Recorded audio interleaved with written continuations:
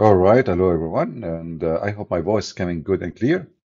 Today, our topic is different from what we used to do. As you see, it's not about Islam or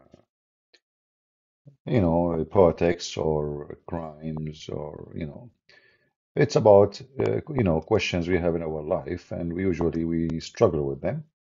I receive an email from somebody need some help, so I decide to go for this topic.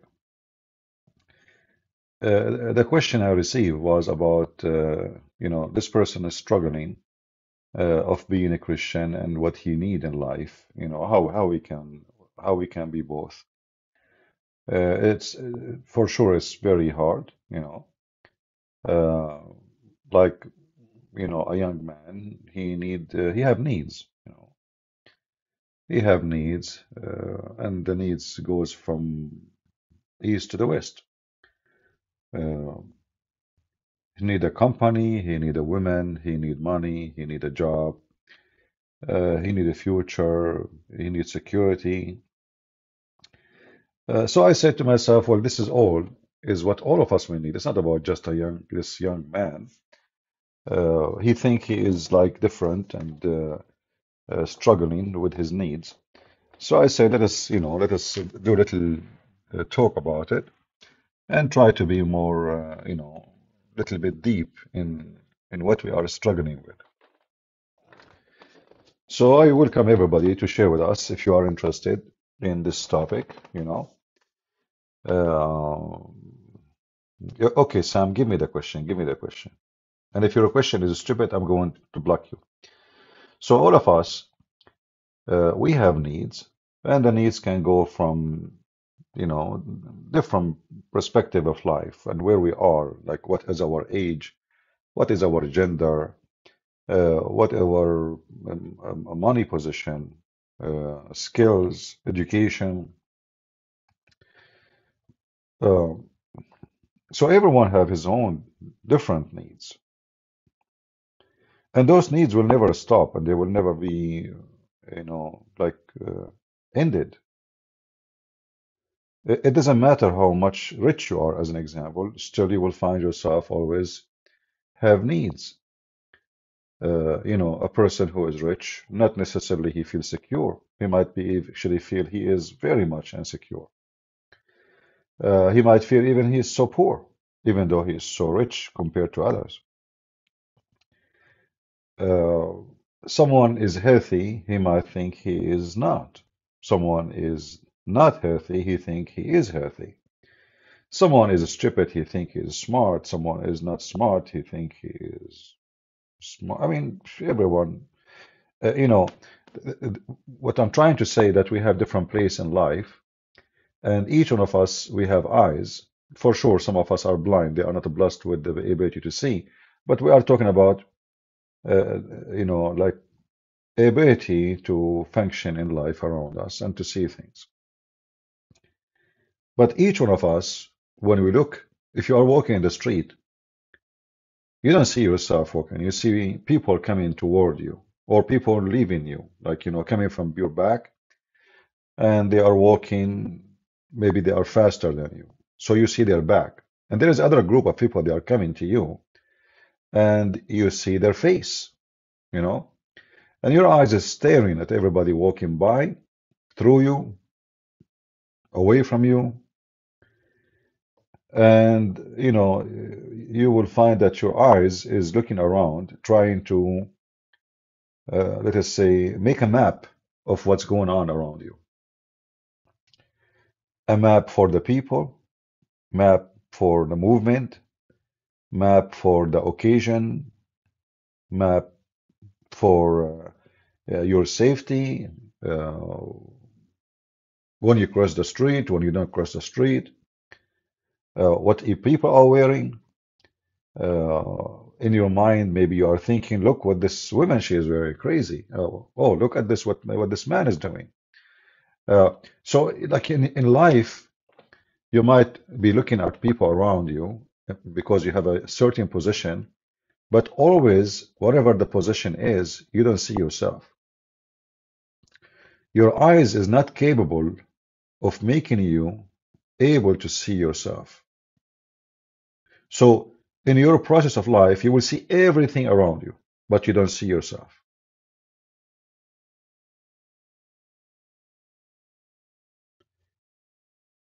And that usually goes for everything we do in life. So we judge somebody, but because we see him, we don't see ourselves. We judge the person, look what he did. But we don't see what we are doing. Or let us say we don't want to see it sometimes. We judge what people are dressing, or we judge what people look like, but we don't want to look at ourselves. First of all, we don't even see ourselves. Like, if there is no mirror, you never see yourself. You cannot. You can see the back of your head. You cannot. You can see how your shoulders look like. Uh, so human being, because always he is captive to his needs and his ability, so always he is struggling with certain issues in life. But how we can enjoy this life if all of it is about needs? Every step in your life is about being needy. You never stop being needy. You need medication when you are sick. You need food when you are hungry. You need water when you are thirsty. You need to get warm when it's cold. You need a companion when you feel lonely. You need a company to feel better. Uh, you need. I mean, this is how you are. Like all your life is about I need. And then through life, we try to figure out how we can get our needs. Now, today I choose the word wolf uh, for a very simple reason. Like when the Messiah, our Lord, he said, I will leave you between wolves, right? But is being a wolf something bad? Uh, when the Bible speaks about the wolves, it's speaking about us as a human acting like wolves. Otherwise, wolves are not a bad animals. In fact, they play a good role for controlling, diseases and, to keep nature in shape.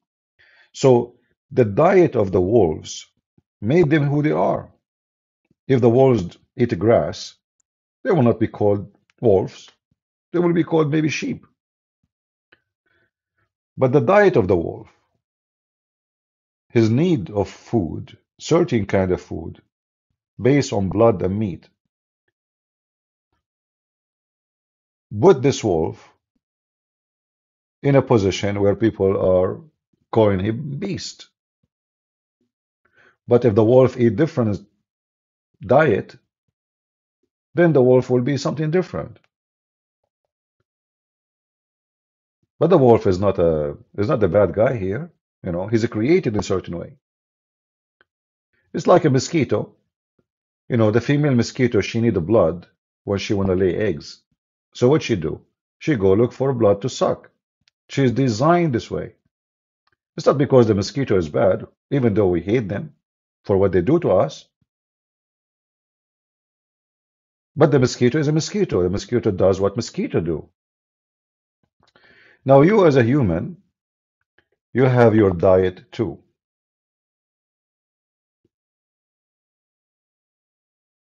And your diet is your challenge. The difference between the wolf and a human being, that a human being, he can change his diet. The wolf, he cannot.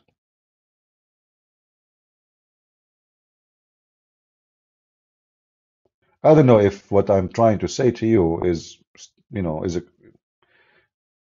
English is not my first language, so I try my best to make it simple. Human being is different from the wolf because you can change all kind of diet. In fact, you can control a lot of your needs, including your sexual needs. A wolf is an animal. He have no ability of control. A wolf, he cannot resist his nature of hunt when he see an animal to kill. He cannot resist his, let us say, uh, uh, system, program system, that he should survive. And killing an animal is the way to survive. If if you have a cat in your house, maybe many of you has cats, you will see how the cat is, even the baby ones, she gets so excited when you move something in front of it, like something look like a snake or something look like a belt, or anything. Why? Because this cat programmed to hunt. Hunt is what they do. They have their sharp nails, which is very powerful, even though they are tiny cat, but they can kill a human being. In fact, there is stories about some stupid people. They decide to do revenge from cats for eating their food. So they close the door and they decide to beat the cat, and the cat killed them. The cat is just a small lion. So animals and a human, we share many things. But the difference between us, that God, when He created a human, He gave him ability to control his needs, to drive his needs, to be needs, let us say, legal, or let us say moral, or let us say legitimate, or let us say acceptable. Like a man, he want a woman. Well, the first need is sexual, you know. The man, he is attracted sexually to a woman, and the same for the woman. But the man, he can have sex with the women without marriage. He can rape a woman. He can, you know. He like a woman. She is pretty. He decide to take her against her will. Here in this scenario, this human being is acting like a wolf. The wolf, he don't notice that this female don't like him, or what he care. He want to take the female. She is a female. He is a wolf. You know, he would do whatever he can. If he can do it, he would do it. If he could not, then maybe the female is stronger. She will resist. So a human being is different because simply he can and he should like he have the ability to understand that there is something is acceptable even though the needs is the same. When a man he marry a woman, there's a huge difference between that and when a man he rape a woman. Both of them at the end, the rapist and the married man, they will have sex with the woman. But one he do it in a moral way and one he do it in a wolf way. So in our life, we struggle a lot. Which way we should get our things and how we can get our things done. Our needs is endless. Our need for money is endless. Our need for position, prestige. Like you see a lot of people, like why somebody he wear very thick uh, uh, chain made of gold? What that will do? I mean, why I'm wearing that actually? Because this person in his mind, he have a need to show off, and he think if he wears such a chain in around his neck, he is more attractive and he is more powerful and he is more, let us say, flashy. Like he like to be under the spot of light, and he think that those things will add big value to him. Other person, he will not even put that chain around his neck, even if you kill him. So there is a human being, he put a chain because he think this is a need. And there's other human being, he think this is absolutely stupid need to have. The difference between the first one and the second one, that the first one who have the chain, he think he grew up in a society or a culture where having those things in your neck will make you look better, make you look powerful, make you look that you're capable. Like I have money, right? So like you want to convince a woman that you are making good money, then you wear those things. You wear flashy clothing, which is very stupid, by the way. It looks stupid and silly. But you don't blame them because simply this is where they live and the society they are around. It's that way. They worship those flashy things. The man, the simple man, value is not in their culture. In different place, you might see a man, he is more respected for he is simple, way more than someone he is putting those golds and silver around his neck and his hands, wearing expensive watches. Uh,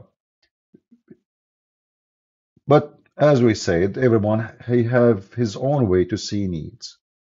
Like when a man he go and buy those expensive watches. I'm not. I don't have. I don't wear a watch. Last time I had a watch, it's when cell phone appear, in the market. Since then, I did not have a watch because simply why I want to have two watches? I mean, the cell phone is a watch, and you carry it with you wherever you go. So why you want to have a watch? So I find there is no need for it no more. So I dumped the $10 watch from Walmart. But you will find somebody he want to buy a watch costing maybe $10,000, 20,000, maybe some they say there's some watches for 100,000. I don't know. But why I need that watch? Because simply this person he see himself in that watch. He don't see himself without it. He think his value. He think his people will not see him good unless he is flashy. So where this is all will take us. We have the young man who emailed me talking about his needs and he's struggling in life how to be Christian. And we mentioned many, many, many things. The reason I mentioned them is just to show you different aspect and different, angle of a view of life. A woman, she is old. Some of them, they want to be young. I'm not saying this is bad. No. I mean, I understand women, they like to look good. But there is other women, they don't care. They don't care if they look young or not. So the perspective of need change from a person to person, from a place to place, from culture to culture. Even religion plays a big role of needs. Like, a Muslim, he need to go to do Hajj. Why? Because they told him, if you go there around the black stone and you kiss it, it erases your sin. So now the poor guy in Indonesia, he save a lot, all his life money, so he can fly to a country far away. He have nothing to do with it, fooling himself that he is going to kiss the black stone now and he's going to be new. Are you with me?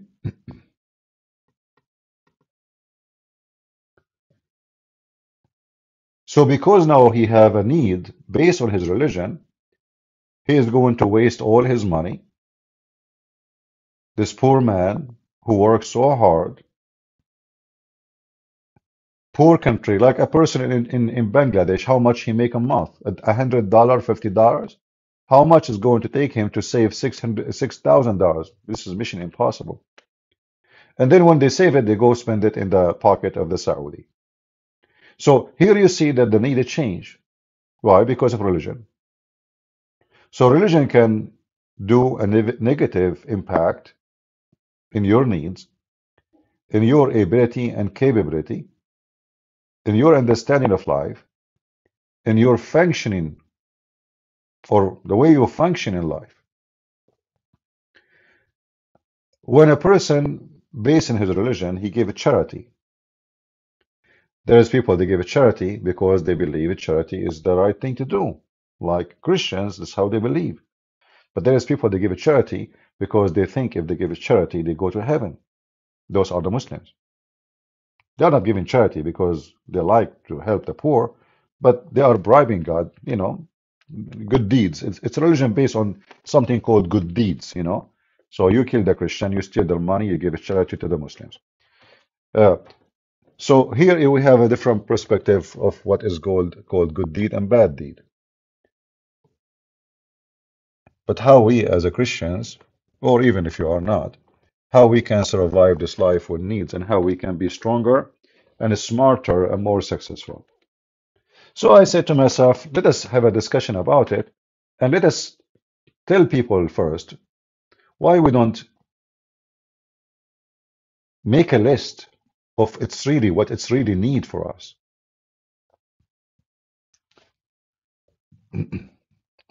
Who of you here can tell me what is the most important need he think about? He like something very important for him. What is the most important need you have?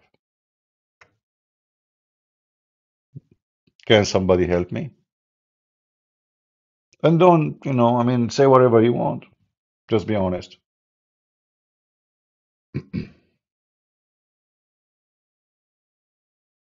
Water, Hmm. God, air, health, oxygen, honesty, wife, ability to provide, family, Jesus, security, keep health, salvation, wisdom, physical or spiritual. What about? In fact, all what we just said did not change anything from being, let us say, we are just making a map, a map of our needs. So, in one hand, we need salvation. In the other hand, which means we need God, In the other hand, we need to provide. We need to have a family because, we as a creation or creatures, by nature, we are social.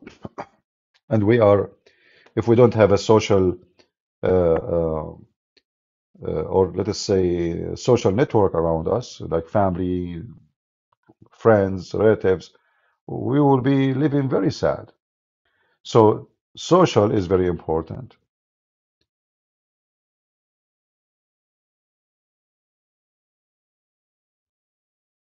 In the top of that, we have to focus all those things based on our needs, like sexual needs, money, material, health, work, money, you name it.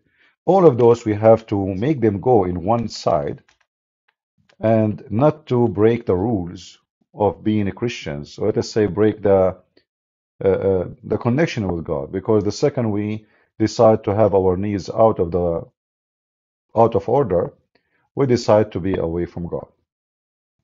So for a Christian, some they say it's really very hard for a Christian to be able to have his needs. Still, he is following the book.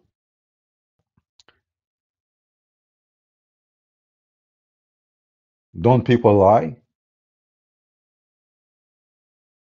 Don't people misrepresent themselves? Don't people every day claim something about themselves they are not? As an example, just to make it simple for you, when a woman and a man, let us say a man, he like a woman. So, let us say he is a decent person, he want to marry her. He is not trying to play games, He's not trying just to get the women in the bed. He want to marry the women. But the first thing a man he do, and the women will do, is to present themselves in a good way. So you put yourself in a display in front of this woman, and you try to show her always the best of you, like how smart you are, how funny, how people like you, uh, how much you take care of yourself, and you like to see if she like what you dress and how so like you present yourself always as if you are in a display, because at this moment it's the time to impress. this woman, so she will like you. In the other side, the women, she do the same. So she put my makeup and eyeliner, lashes, lipstick, perfume, and she tried to present himself like a flower in front of you. So at the end of this, both of you are presenting something is not you. Both of you are trying to convince the other person of something is not you. Because if this is you, you do not need to do those things. So those things became additional in your needs, coming to the first need, which is to have the women and for the women to have the man. So now we have additional needs, which is buying expensive clothing, perfume, accessories, watch, necklace, earring, expensive makeup. But those are not part of the needs. Supposedly the need is the man, he want to marry a woman. He like her, she like him.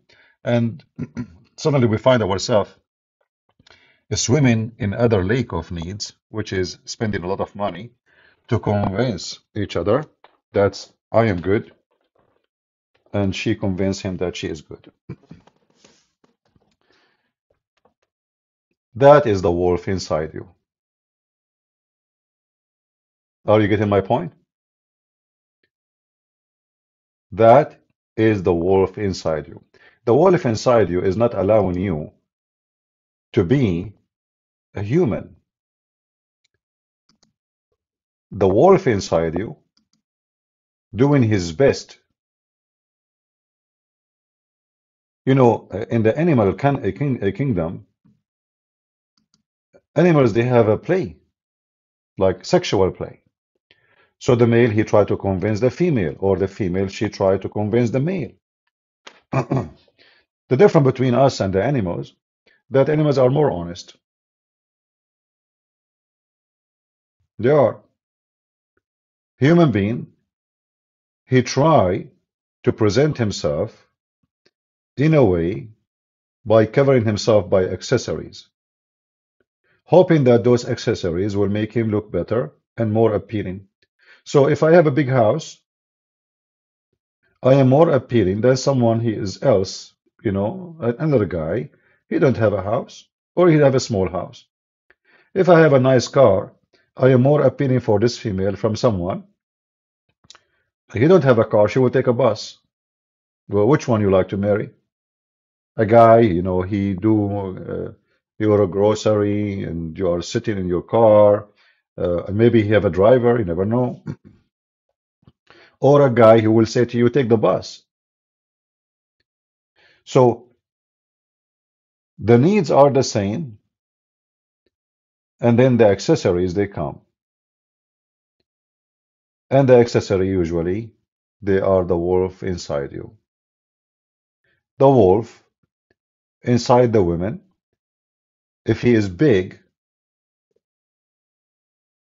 if her teeth say is big, then she will choose the man who have money, not necessarily intelligent, or he is, a good company. No, no. She is ambitious to have like meat every day in the table. She is the wolf inside her want to eat meat every day.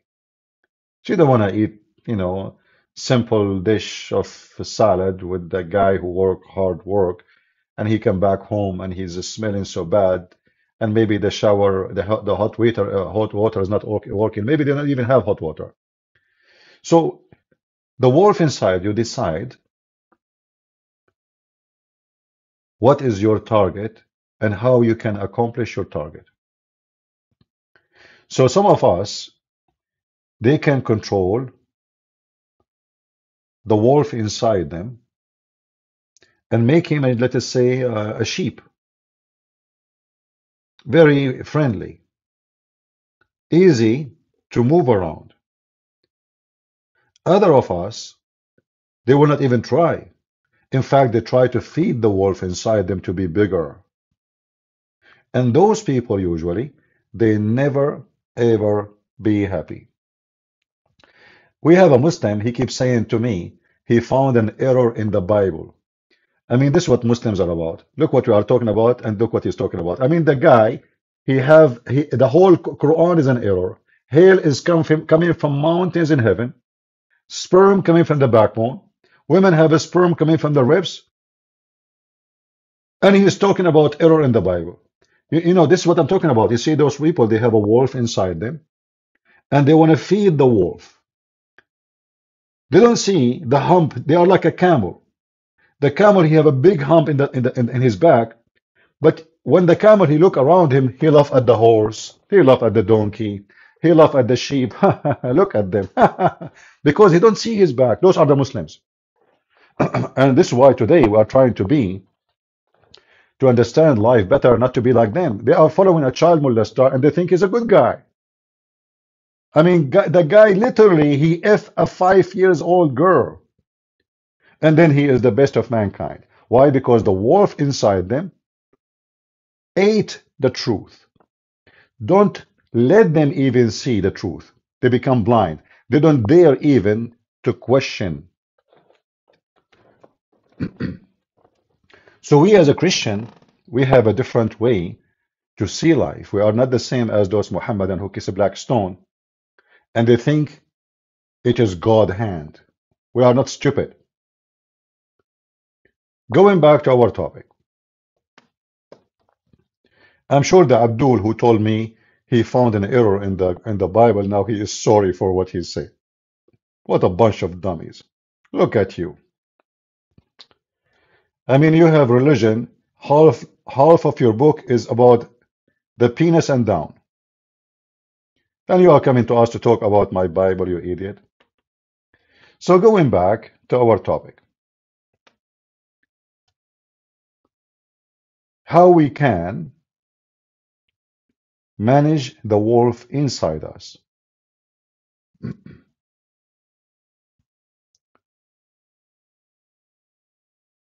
Should we even manage the wolf inside us or let the wolf be the wolf? And if we let the wolf inside us be the wolf, are we going to be successful and happy? I say, and this is my opinion, you don't have to agree with me.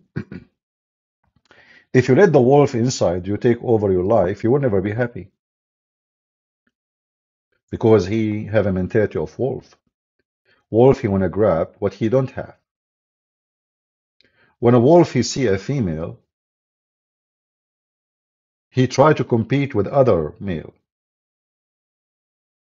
It doesn't matter if the female have a male already or not, you know, that he want to have it, that's it. So if he is stronger, if he can win the fight or scare or intimidate the other wolf, that one will retreat and he will have the female. So this is the mentality of somebody, he have a wolf he don't want to control. He never have end for his needs and he is never going to be satisfied. Therefore, this person, doesn't matter how much he accomplished as a wolf, he is still poor and he accomplished nothing.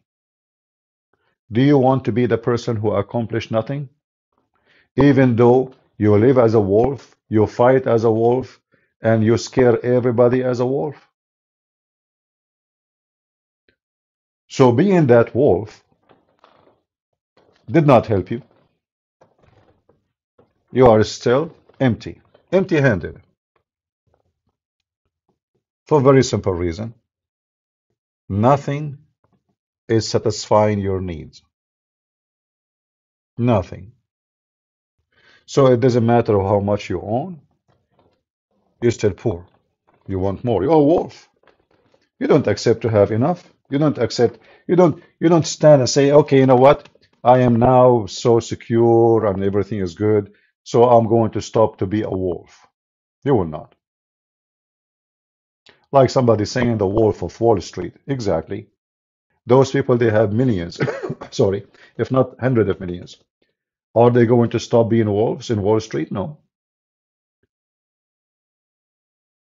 They want to have more. And one of the funny things about, being a wolf, beside being poor, because you feel yourself poor, The more you get wolfy, if the word is correct, the more you find yourself, your expenses is higher. And those expenses, not necessarily about money. Let us make it expand the word expenses. So when you are a wolf, you lose your friends. You have no friends. So the expenses is what? You have no friends, nobody trusts you, nobody like you. And the second you get weak, somebody will stab you. Because you're a wolf, you stabbed them before. So being a wolf have a lot of expenses. You might be successful for some time, but time will come and bigger wolf will take on you. So what we should do as a Christians, especially we are going to live between wolves. How we can live between wolves if we don't have teeth? And this is one of the problems some Christians they struggle with. They understood the Bible wrongly. They think the Bible made them literally sheep between wolves, as Jesus said, "I will leave you like sheep between wolves." But in fact, the Lord He left us with something very important, which is wisdom. Wisdom can overcome the sheep weakness and can destroy the wolf sharp teeth. Wisdom is very important to be successful, to be protected, and to be able to destroy all your enemies, which you don't want to be their enemy, but they are there.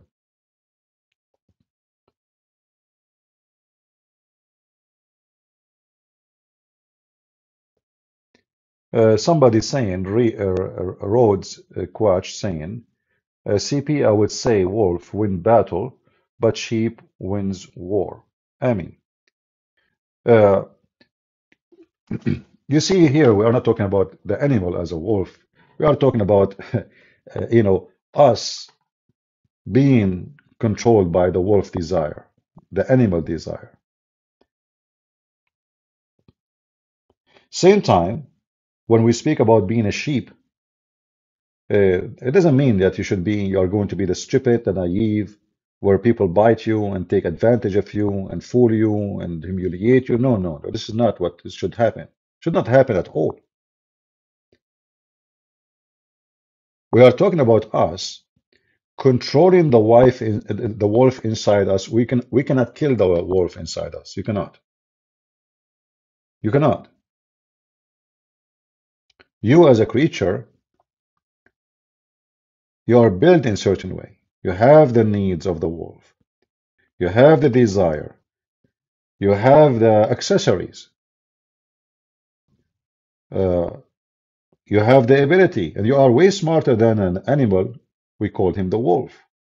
So you can actually accomplish way more harm than an animal called wolf. So we cannot kill that wolf inside us, but we can control the wolf to be a smart one. A wolf who can lead us into success. So I can be the wolf who protect his household from an evil beast is coming to my house. You should be. So in a second you will turn into a wolf. Somebody coming to harm your family, you'll find yourself as a human suddenly from a very friendly person to a person is willing to kill to defend. Well, that's a good wolf. That's not a bad one. So we don't want to kill the wolf inside us, and we don't want to have a wolf controlling us. But having a wolf inside us is a design made by God for a good reason. So what is bad is that when the wolf take over our life and we turn into animals. So this is why we as a Christian, we believe that Jesus, he came to restore humanity inside ourselves. Being a wolf will make you lose your humanity. So you justify the killing of somebody to take his money, or to take his wife, or to take his wealth, his property. or even to kill him just for fun. There's people, they kill people, they don't know even why they killed them. They like violence. So we come back to our humanity by the Messiah. So what the Messiah he does, he reshape the wolf inside us. So when the man he wanna marry a woman, he don't act like a wolf going for a hunt. And when the woman she is looking for a man to marry her, she will not go in for a hunt as a female wolf. And that will replace the wolf inside us with decency.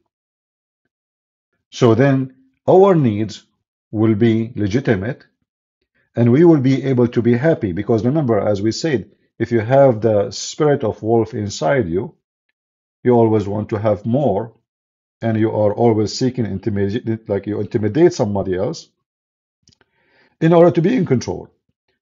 But if you are a person who control your wolf, then you are happy with your place. So, you get married. You don't need another female. That's it. I'm married. I like her. I love her. I'm satisfied. Another female will not make me happier. Another female, she will destroy my life actually, because I will be between two or maybe three or maybe four, and then I will spend my wealth and my time and a lot of pressure, a lot of drama, a lot of garbage. So why I want to do that to myself? So either we let the wolf inside us go and control you, and then you will be self-destroyed, or you drive your wolf the way you want the wolf to go, in a right way, based on your moral understanding and what we as a human we have as ethic. There's many time there's things you can do. Actually, nobody even knows. Let us say you go to a store, and I remember once uh, I bought something. The girl she gave me the change. She gave me way more than what I gave her. So when I went out, I was looking, what is this? What she gave me back? I can just take it and go. So if I let the wolf inside me, and now I can go and buy another t-shirt. Why I want to return the money? I did not steal it. She gave it to me by her hand, willingly. So I can say to myself, well, okay, you know what? This is legitimate. I convinced myself that I did not even take it. I did not fool her. I did not lie to her. I did not do anything.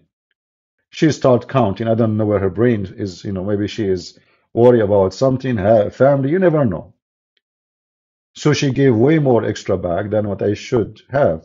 Actually, more than I paid. Way more.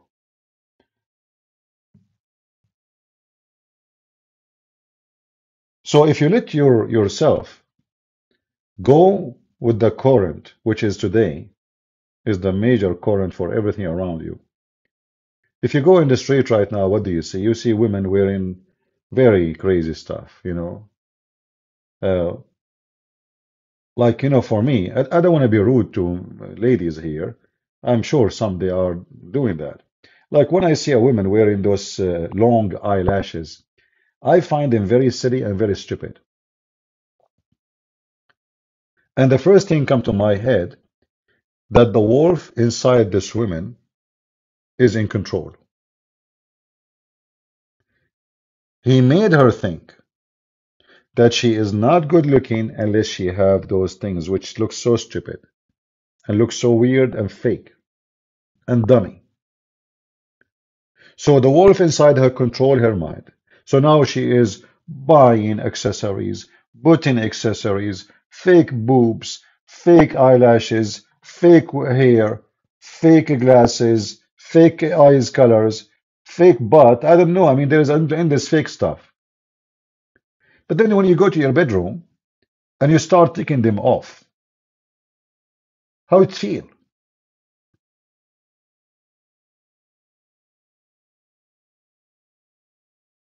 how it really feel. I am sure it feel horrible, especially if you are a young lady and you do not need those things. I mean, if a woman, she is old, she need to put extra makeup, I understand. But mostly those who do those things is the young ones. When a woman, she walk in the street and her skirt is not even 1 inch. I mean, what are you trying to accomplish? Simply, the wolf inside you decide to hunt. You want to hunt the attention of men. So now you became a sexual object, not a lady. You are not a lady no more. You are a sexual object because a man, he see nothing but a woman almost naked. And she do that for no reason. Like, are you in the beach swimming? Let us say you are wearing a swimming suit. No. You are walking in the street and your skirt is 1 inch. You are walking in the street and your blouse is see-through. So why we do those things is just to get the attention. We are in the hunt. The wolf inside us want to hunt as many as we can. And then there's many males will give us attention because of the skin, because of the ass, because of the legs, because of the lips, because of the fake eyelashes. Many they will give attention. And then from those men, we will find a hunt. Maybe one, maybe two, maybe three. One of them, maybe two, maybe we don't know. They are good for the hunt. It's like it's a trap. Same for the men. The men, they don't use those things usually. The men, they have different accessories. A very expensive car. Like you see all those pimps, like Andrew Tits. Why? What is the connection between a pimp and those expensive, extremely expensive cars? Do you know what the connection? Because those cars are the magnet for the low, trashy class, women. So they understand very well that those cars will bring a lot of flies to their shit. Excuse my language. So they bring those very fancy cars and they place them so they can get the attention. The same as those females wearing very short skirts, showing their boobs. So it is all about what exchange of a product. Isaac, we have a topic, and we are not talking about Christmas. And how Christmas is a pagan day. Isn't it the angels themselves, they come to earth to celebrate, to announce the Christmas day? Isn't it kings went to the Lord to celebrate, three kings? So how Christmas day is a pagan day? It's a Christmas, it's about Christ. Is Christ is pagan? So this is stupid. People, they say stupid things, and you are smarter. So going back to our topic,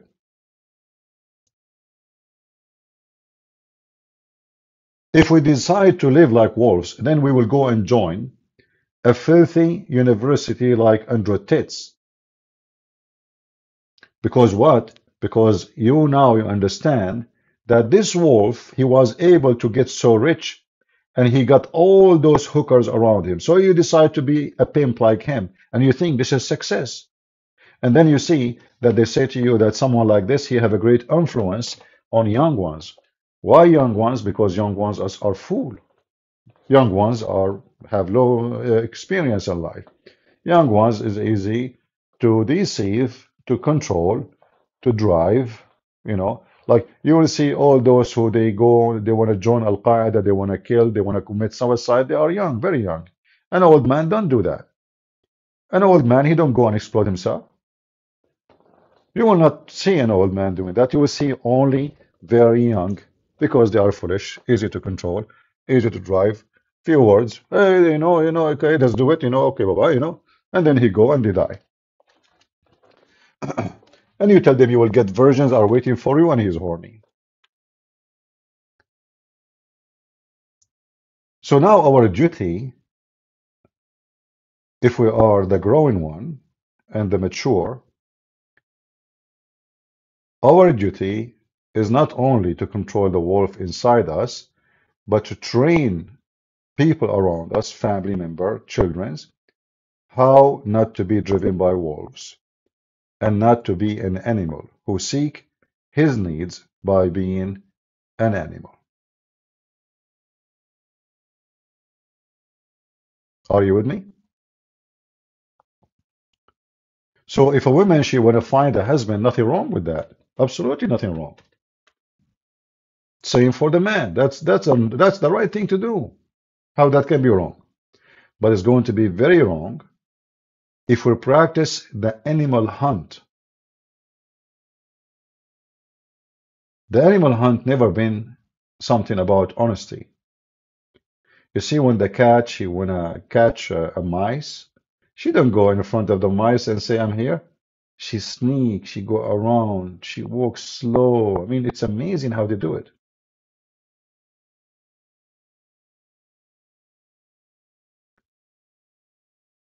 So if a woman, she wanna get married, and she find that she can get married by short skirt, well, you might get married by short skirt, but you might get divorced by short skirt too. Why? Because the man who married you, he did not like you, he liked your legs. So as soon he see other women legs nicer than yours, he will leave you. If you were able to convince a man that he should marry you because you have big breast, which is funny, I mean, with my respect to everybody, I don't know. I mean, that's really funny that some people they convince themselves that the women have big breast is more beautiful. We are not marrying cows, we are marrying women. Same time, you are marrying a person, not boobs. So if you convince a man that he marry you because you have a plastic surgery and now you have a boost of silicone and they bounce like a balloon, well, he will leave you for the same reason.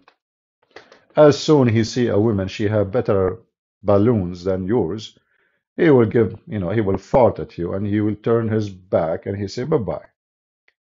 Because simply you were in a hunt and he was in a hunt. He was hunting for big boobs. You gave him your boobs. He got what he want. Later he got something better. Okay, this is what he's looking for, and this is what you got.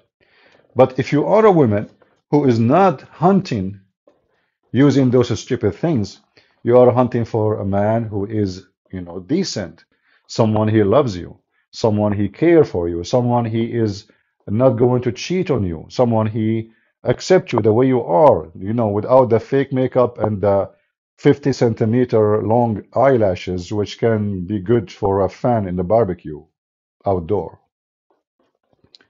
So if a man he loves you for the way you look like, he will never leave you. He took you this way. He knew how you look like, and he adore you the way you are. But if you fool a man by those flashy stuff, or let us say by sexual temptation, he will leave you for the same reason, because he got you for that reason, and that reason was not legitimate. So if we let the wolf inside us to be in the hunt, not morality, we're always going to be losers, even if we accomplish the mission. You see, you will accomplish the mission as a wolf, but still, it is a big failure. So a woman, she marry a man because he's so rich. She favor a man because he have money, and she refuse a man, maybe he loved her, but he don't have money. Well, she will get the money, for sure, but then she will notice that she did not get what she is looking for. She's still unhappy. She will never be happy because this marriage never was real, and nothing about it real. It's just about material. Then maybe even she will leave this husband if in the future she found another one, a friend of him. Maybe he's more rich. She divorced the first one, she go to the second one, she cheat, etc. She's in a hunt.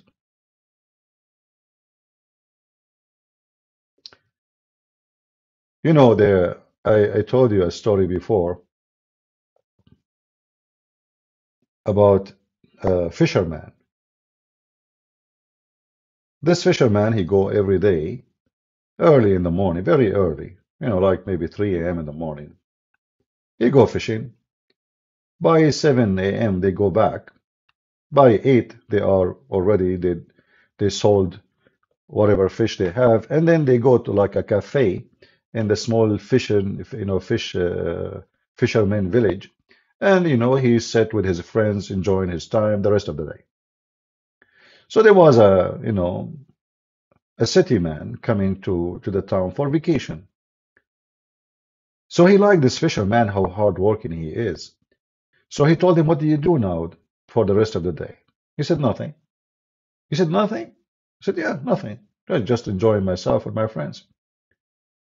He said to him, "You know, if you work 8 hours extra, you can double your income." The fisherman said, "Okay, I'm listening." He said, "If you double your income, in 1 year, you can buy a boat of your own. In 2 years, you can buy two boats, and then you hire more fishermen. In 3 years, you can buy three boats, and that goes, etc.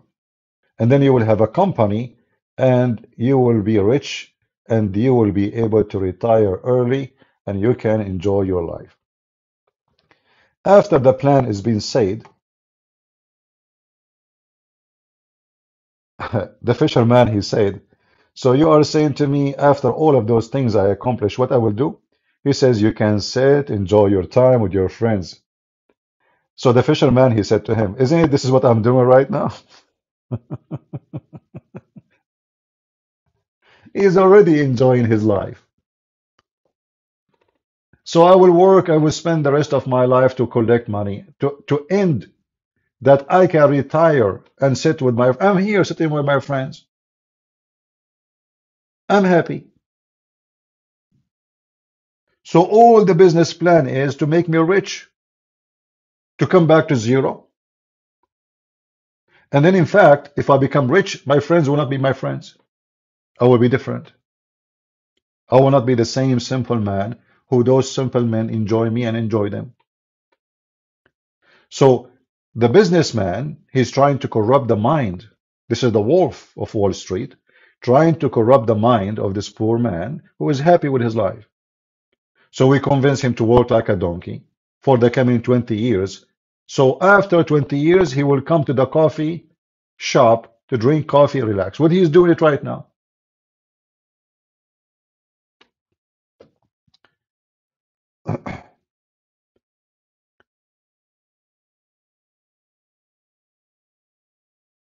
So when we seek to accomplish things in the wolf mentality, we will end in the wolf coffee shop,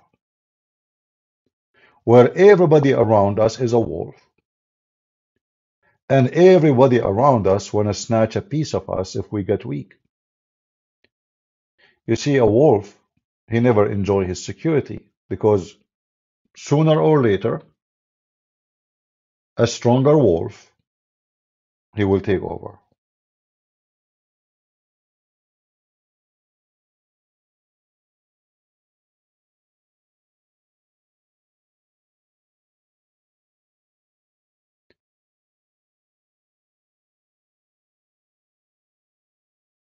Now, for sure, you don't have to agree with me.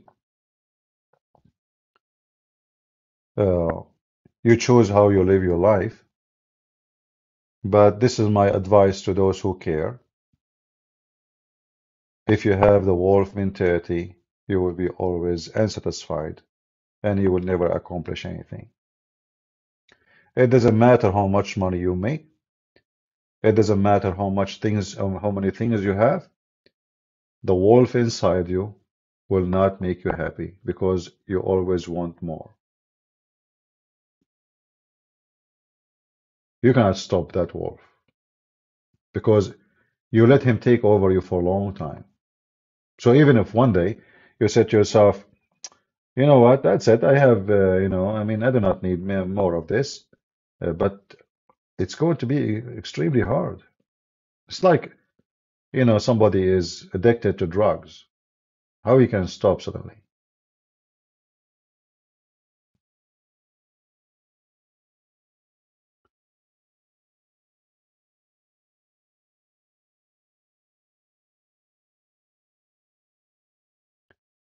There is a, Not much different between the wolf and the dog.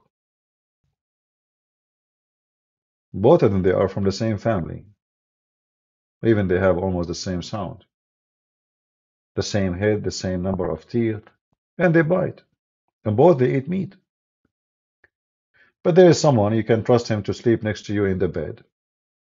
And there is someone you will never trust. You will be scared like hell.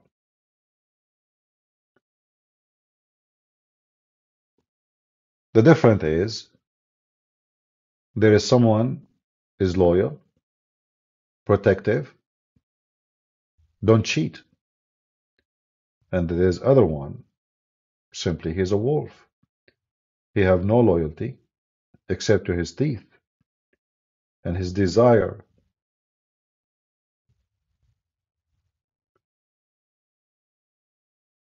So you have always to make a choice. Either you decide to live with the wolves and you become one of them, and then you have no one to trust. Because, even if you live between good people, because you have a wolf inside you, that wolf will not let you enjoy trust of anything. You don't trust, you always suspect everything. You're a wolf.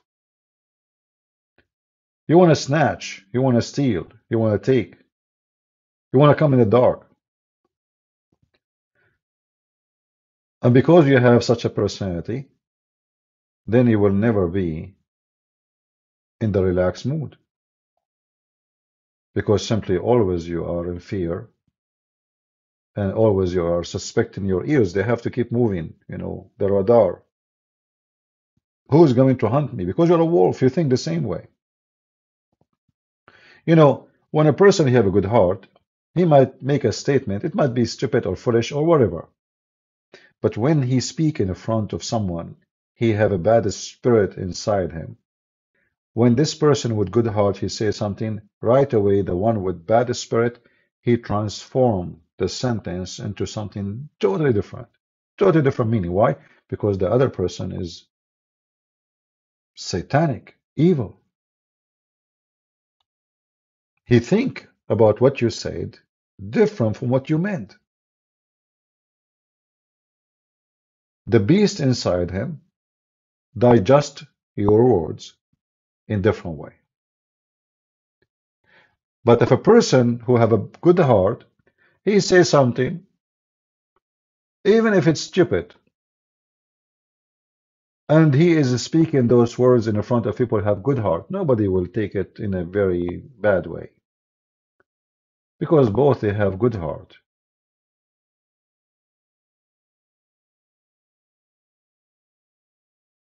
So it's very important for us, in order to control our wolf,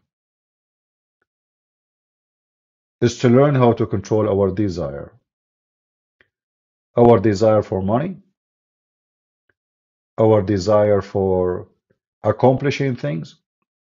Like, you remember last week, I have a very bad flu. One of you here, and I'm not going to say her name, she knows herself, she sent me an email. Wonderful lady. She said to me, CP, I'm going to donate for you $200 so you can go and see a doctor. And I think she said if I need more, let me see the message. Anyway, so I emailed her back and I said, well, save your money. It doesn't matter how much money you send me. I will never go and see a doctor. Now, this woman, she have a very good heart. Very good heart. She's trying to do what? She's trying to help a person she think he need help. I can be the wolf. And I can say, yeah, you know what? I'm coughing, horrible shape. I need the doctor and it's expensive. Yeah, I might need more. And this poor woman, she might send me even more. What I say to her, let me read the message for you. No worries, and then her name, I will not say it. I don't go to doctor no matter how much you send. So just save your money and thank you for your care. God bless you. Her message to me, I will not read all of it, it's long. I watched your video. I wanted to help you, only 200 US dollars. So you can see a physician. I don't know if this is enough or not. Uh, and she's explaining that she cannot sin now because of Patreon more than this. So if I want to be the wolf, how many of you would like to help now if I say I need help? I'm sure a lot of you will be so excited and happy, and they want to help Christian Prince. Many of you, I know, I feel your love to me. I can be that wolf and fool all of you. You can always be the wolf. You can always take advantage of the love of others. When the Bible says, be aware of false teachers who come to you in the clothes of a sheep, but in fact they are wolves. It fit perfectly.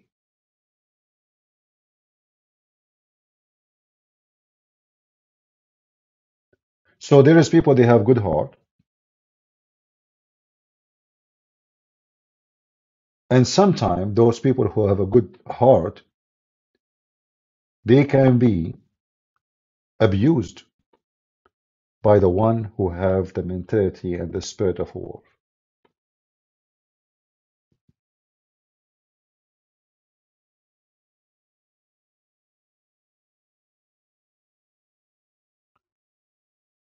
And this is why it's very important for us too to be smart. It's good to have a good heart.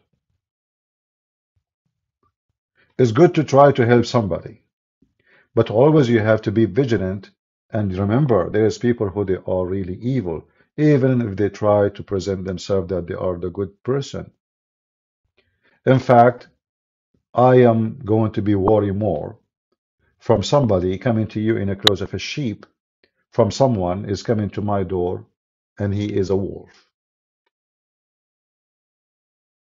Because the sheep, look, it can be the wolf who is trying to hunt me, but he wants me to relax and turn my back when I open the door for him.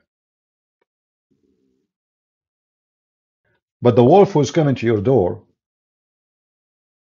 in the shape of a wolf, you are ready for him. You saw him, he's a wolf. The scary one is the one who come to you in different shape. And here I will show you an example of stupidity.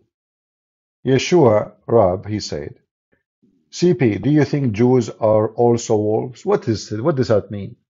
What does that mean for God's sake? I mean, guys, do you think Jews are also wolves? What does that mean? Why is the Jews coming from different galaxy than the rest of the human being? Whatever we said, it goes for everybody. Why people are stupid? Are you driven by your hate? Do you have to mention the word Jews now? Like the wolf inside you could not enjoy the time and the conversation without going and hitting the Jews. Like, let us jump in the Jews and eat some of them.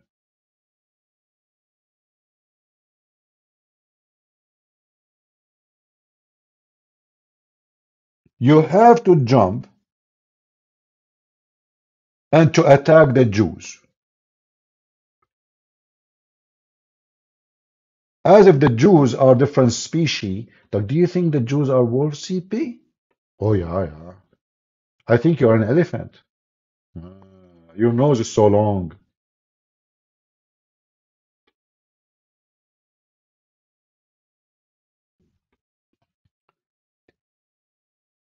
This is why we always have to be smart and not to let the foolish one to turn us into wolves. You see, the division, the god of division is Satan. We as a Christian, we don't hate Muslims. Do we? We don't. We don't. Imagine if Muslims, they think about us the same way. Then Satan, he fail. Do you agree? If Muslims, they did not feel the need of killing and attacking non-Muslims. And a Christian already believed that we should love our enemy, which means it doesn't matter really if you are a Muslim or not. We don't hate anybody. So imagine if the Muslims don't feel need to kill the Jews or the Christians or the Hindus or the Buddhists, and the Christian already believe that they should love everybody. Satan, he failed. The wolf, the biggest wolf in society, Satan, he just failed. When you read in the Bible where it says, love never fail, love never fail. Who agree with this statement, regardless if you are Christian or not? It's absolutely true. If we can make the whole world live a society of love, we do not need Department of Defense.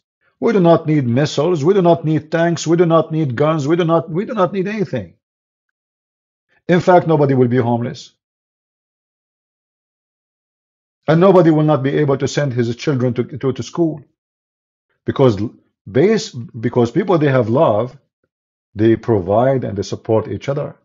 Because people they have love, they will have zero crimes and zero criminals. And we have zero jail. Crimes and criminals and vicious attack and bloodshed and rapist and theft, all of it because the wolves are in the street. Because a human being decided to let the wolf take over him. And this is what we are today talking about, is how we can fight the wolf inside us. Otherwise, each one of you can be turned to a very vicious, aggressive wolf. We hear from time to time somebody go in the mall or market or in the street start shooting people. You want to just kill. Why? Because the devil inside him, the wolf inside him, in this moment in charge. Each one of us can do that. We can terrify a city. You will be very famous, but you will be very famous as a stupid, evil person. Laughable. Even though maybe you are scary, but you are the lowest of the lowest.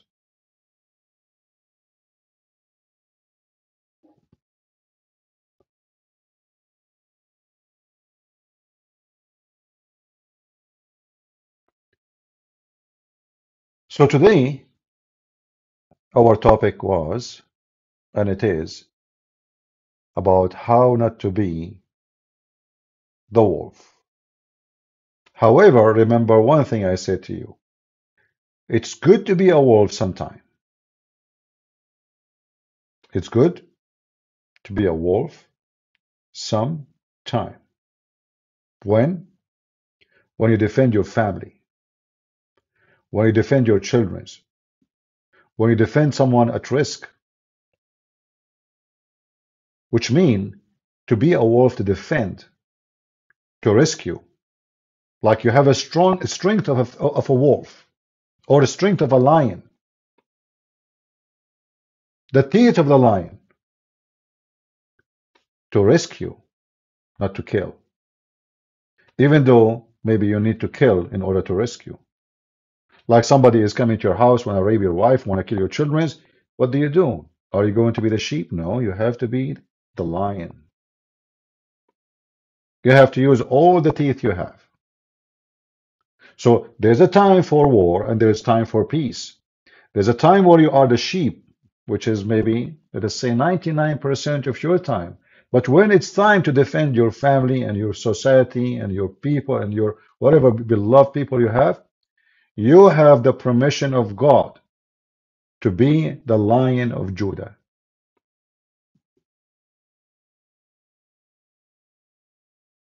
Are you with me?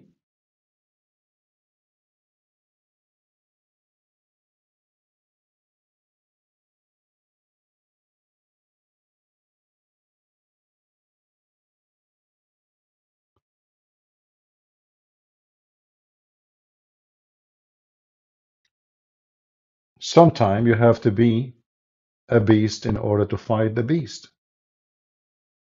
Sometimes you have to shed the blood. You don't like it, don't love it, you hate it, but you have to. For the nature of the crime, sometimes to stop that crime, you have to use the tools of death.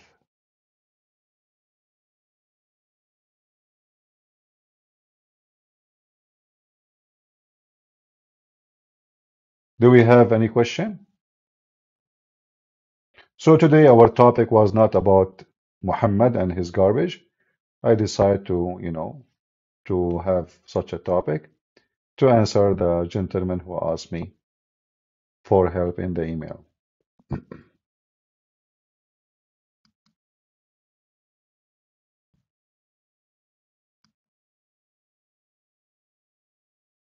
All right.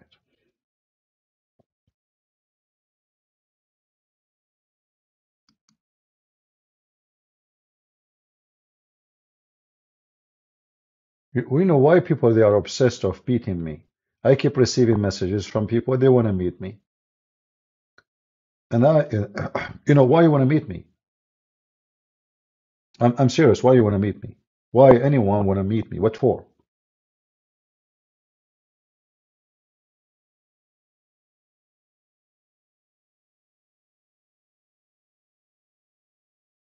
Stop sending me messages, especially if you are a female.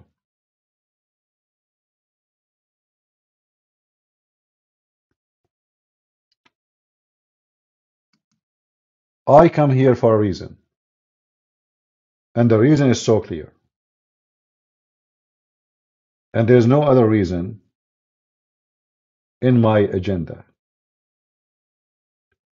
If I go meet people because I'm doing a seminar, well, I'm doing a seminar, then you meet me there.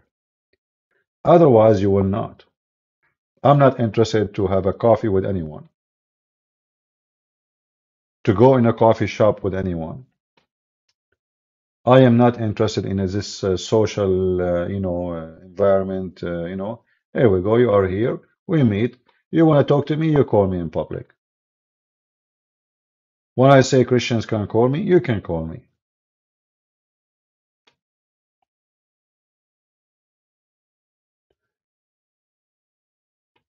If you love me, really, if you love me as a brother, then especially women, they should stay away from me.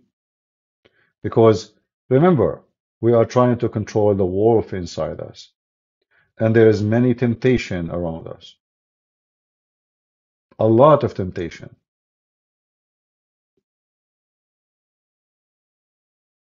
In order to protect yourself, you have to take an extra protection tools, or let us say method. Otherwise, many men before you, they fail for the same stupid reason.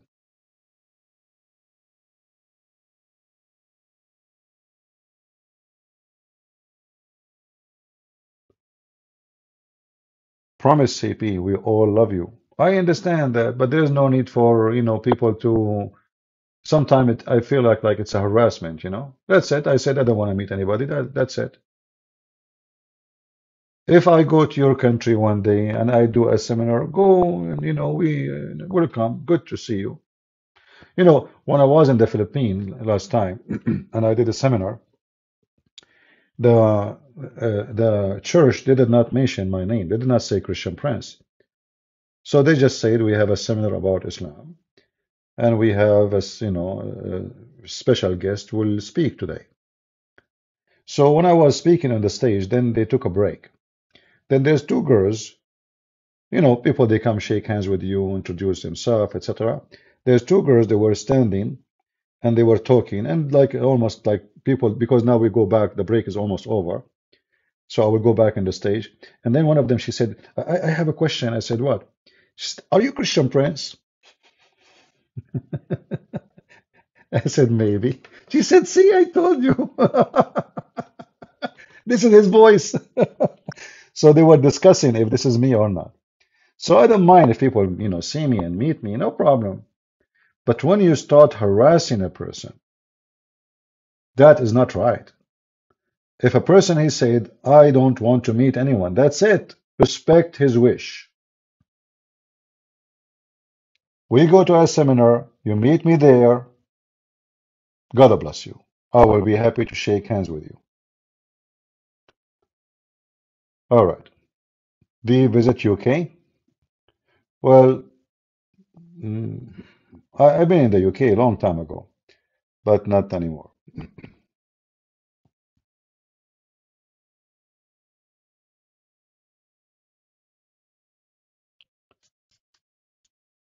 Yeah. All right. Any question?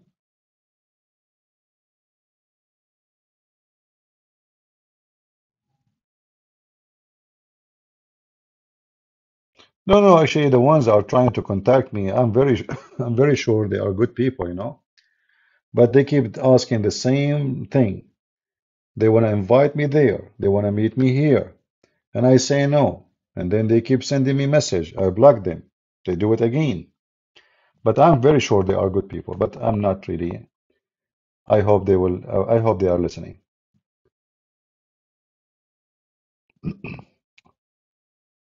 Thank you, Mario. Any question? Do you do similar with Zakir Naik voice? Sometime.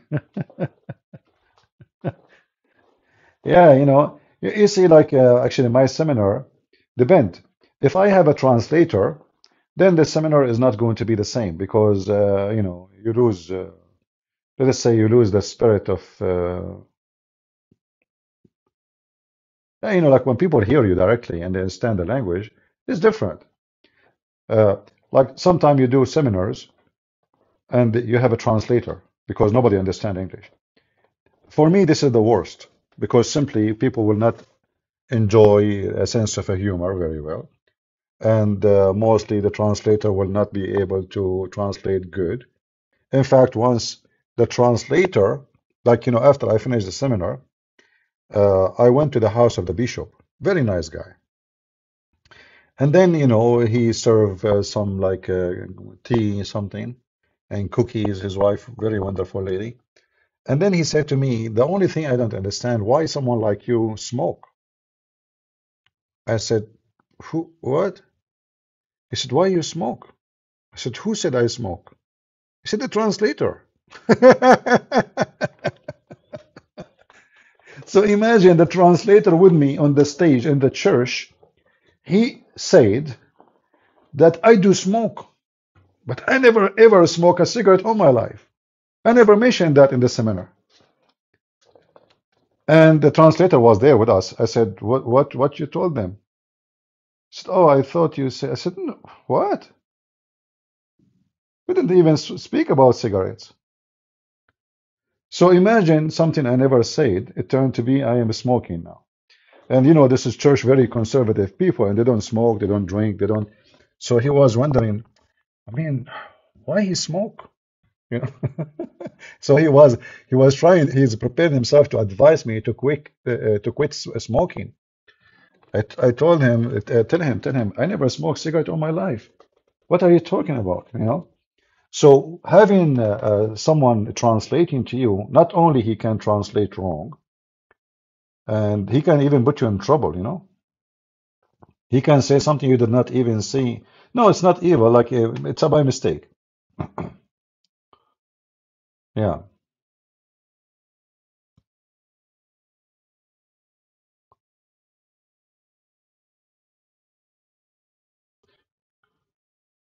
you are so calm and serious, but when the Zakir Naik character is so the opposite. No, in fact, when I do a seminar, like it's very people love it. It's very funny. It's like a comedy show actually. Uh, but that happen only usually when there's people who the audience they speak English. You do not need translator. The second you need translator, that's it. I mean, the meaning is gone.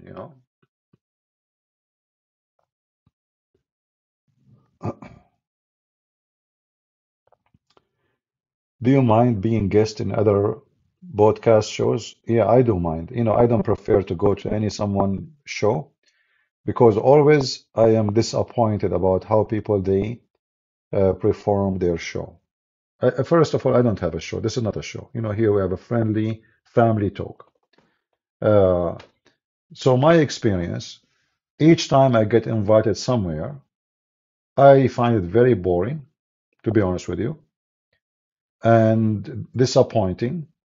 Like imagine, like once I did, without saying who the name, they asked me, "Do you have a gray hair?" Right? Uh, I don't know. I mean, questions very, very stupid and very silly. I thought like they are inviting me to talk about, they want to ask me serious questions, something hard to answer about Islam, etc. And then they are asking me questions about how I look. And then I said to myself, from now on, I will never be in a program. The one who's running the program is a female.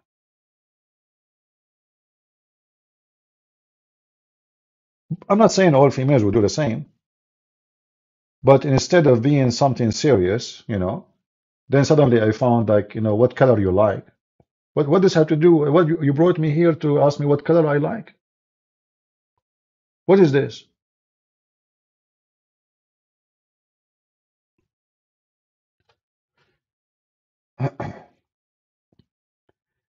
Anyway, like there is some people they make a good let us say companion like David Wood and Apostate Prophet. They go always live together. They match. Okay, people like it, find them funny. Yeah, good for them.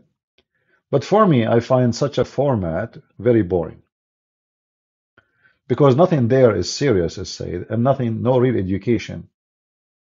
Like we bring a topic about he said, she said, ha ha ha, that, la la la, It's like a coffee shop. But people like it, no problem. I mean, maybe you can learn something.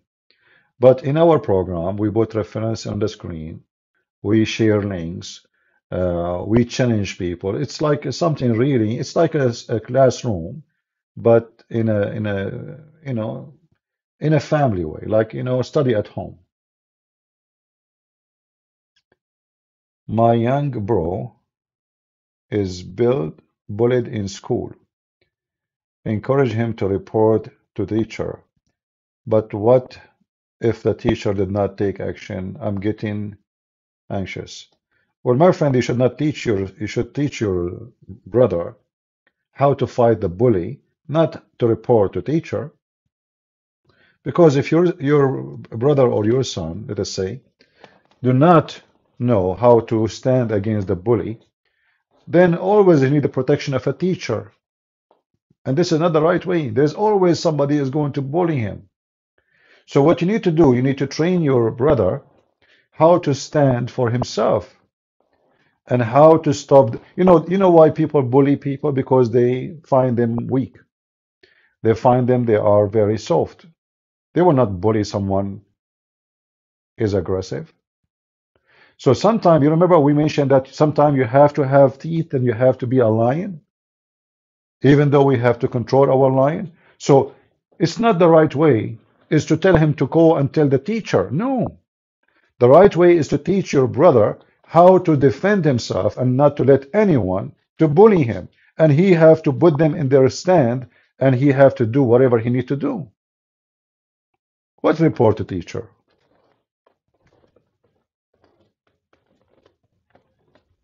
I never even,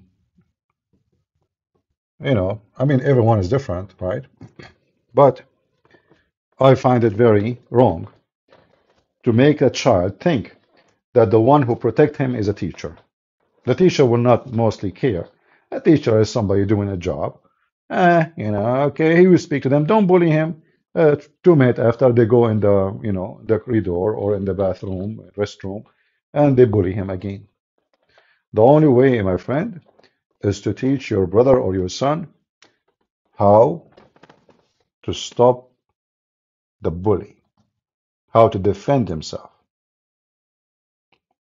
Nothing else.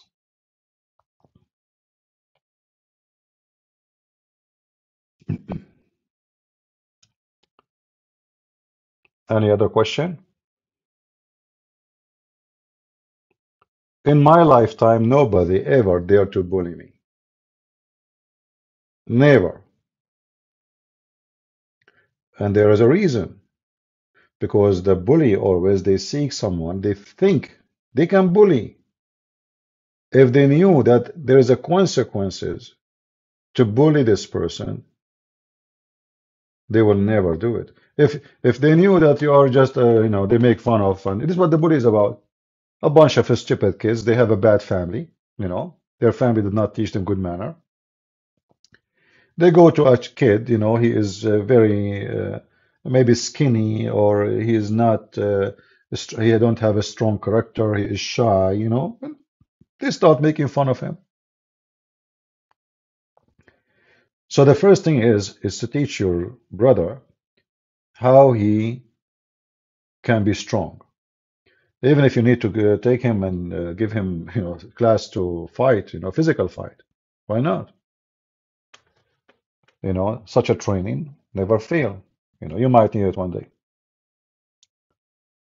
But we don't want to talk about Islam today. Just give me questions, have nothing to do with that. This is not about big person or a small person. Big person can be bullied too. You see, remember, people bully a person not because he's small, tiny, or big. No. You can be so big and they will bully you. If they feel that you are a coward, you will not respond, and you don't dare to respond, then everybody will bully you. Doesn't matter if you are 10 foot tall or 1 foot tall. There's a very wrong understanding that bullying happens because you are short in size. In fact, it can be the opposite. A person short in size, he can be very aggressive and scary. It's not about the size. It's about how far he can go.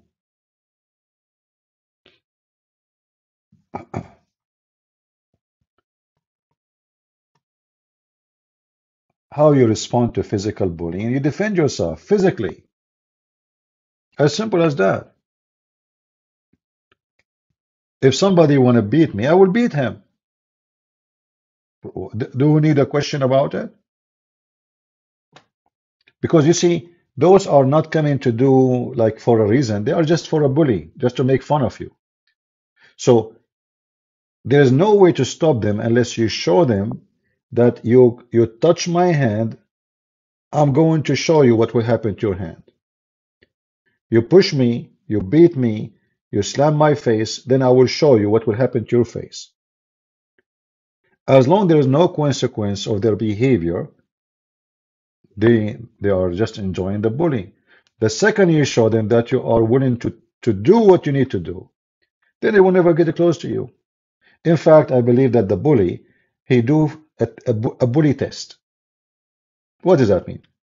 First time you come, I will tell you a story about what happened to me. I moved to a new school. Nobody know me there. A neighbor, she told my mom that in this school, there's a gang who bully everybody. So she told her, any new kid, he come to school, they beat him first day. That's it. Without doing anything. You are a new kid, they beat you. It's a test, like they come to you. So this woman, she told my mom, she told me, she said, this is what this woman said. So tomorrow you are going to school. I said to her, don't worry. I said, send with you some. She said, no, what are you talking about? So I went to school. And she described to her what they would do. She said she will like they will group themselves like 6, 7 boys, and they will come to you, and they will say to you, where are you from? And they start pushing you, and then they will start beating you. They will beat you for sure. There's no question about it. So I went to school. I look for them. I look where is the, she describe how they do, what they look like, etc. So I look for them. Obviously, right away I saw them. So I came to them. I came to them myself. I said to myself, why I'm going to wait for them to come to me to beat me up. Let me go and beat them up. And this is exactly what I did. I know they are evil. They confirm to me they will beat anyone come to school. It doesn't matter. You are nice, not nice, bad, good, doesn't matter. So I went there. I walked to them. I said, who of you are looking for a fight? Who dare? They are looking at me like, what? You know? And then they start looking around to see if I have people with me. Like, is he alone? I mean, who is this guy? This is the new kid is coming here. So they start looking around and they were like, huh. So one of them, after they start looking around and they said there's nobody. So one of them, he got brave. He said, me. Right away, I hit him in his, because I know they will hit me in 2 seconds from now. So what I'm waiting for? So I hit him in his face right away. I made him bleed. I grab him and all of them, they start beating me together. So I'm beating one guy and all of them, they are beating me in the same time. But second day, all of them, they become my friends. Because they notice that this is not the guy you want to play with. From the first day. So, you know they are evil. You know they will beat you. And I said to myself, what I will do? There are many, I'm alone.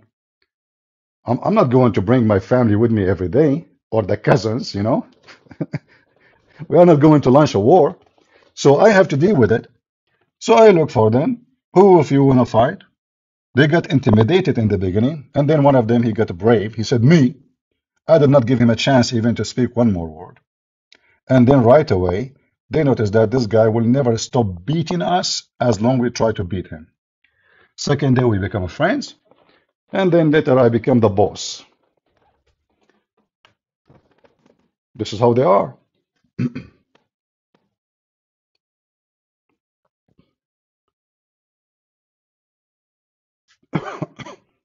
And then after that, actually, if they try to bully anyone, I stand against them and nobody dare to do it anymore, Always you have to take a stand, otherwise you will be just another victim and they will bully you and they will beat you. And if they are going to do it anyway, okay, do whatever it need to do,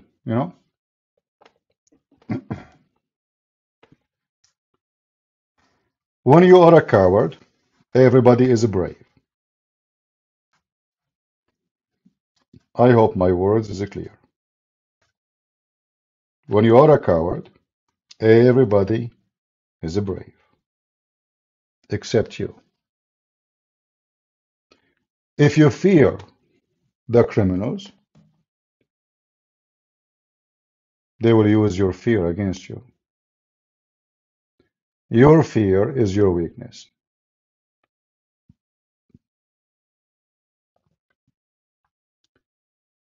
CP choose violence? Well, you have to choose violence sometime. Why not? Now, Israel is fighting Hamas. So what we do?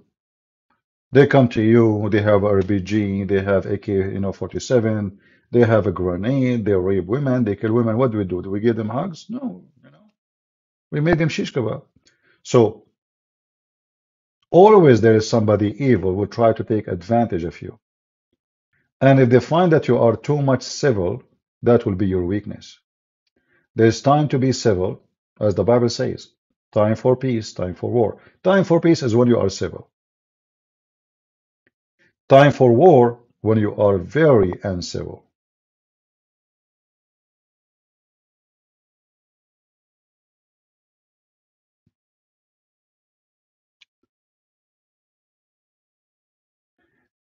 Do you drink wine as Saint Paul teach us to do sometime?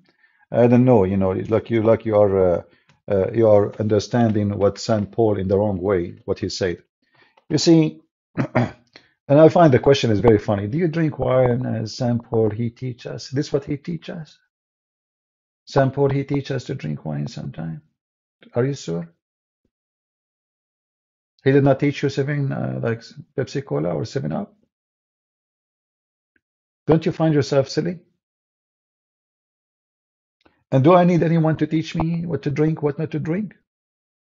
The Lord, he says, little of it can bless your heart, little. So the Bible speaks about drinking wine as a medicine. as a benefit, not as a drunk.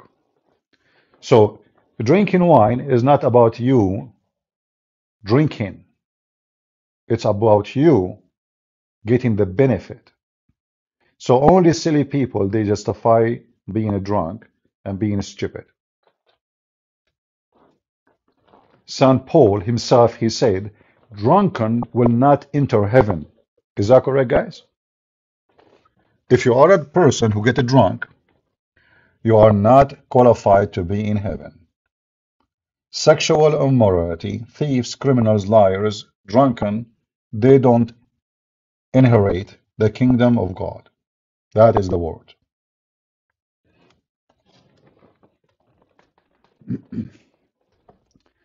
Anything else?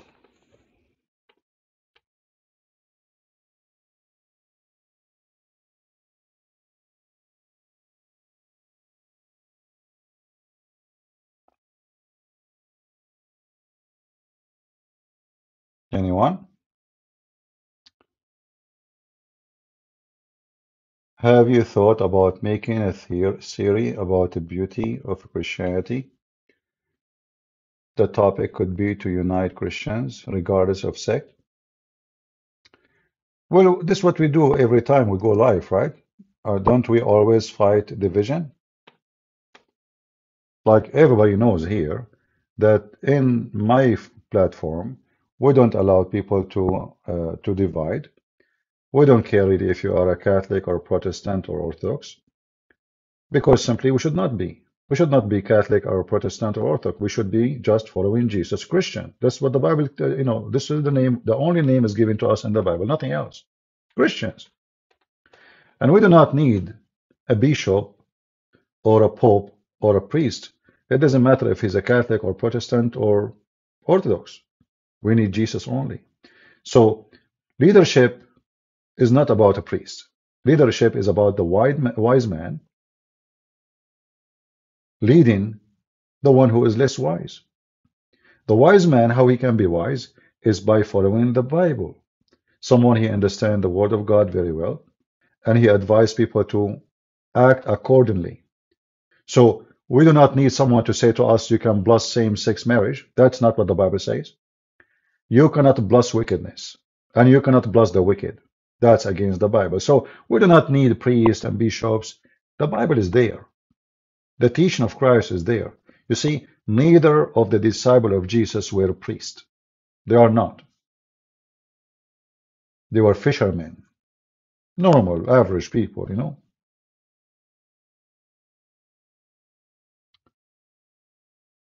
I got a question about feet washing. More than half of my church endorse the washing, and other half don't. You know, first of all, what kind of a church endorse and other half don't endorse? Isn't this what Jesus did?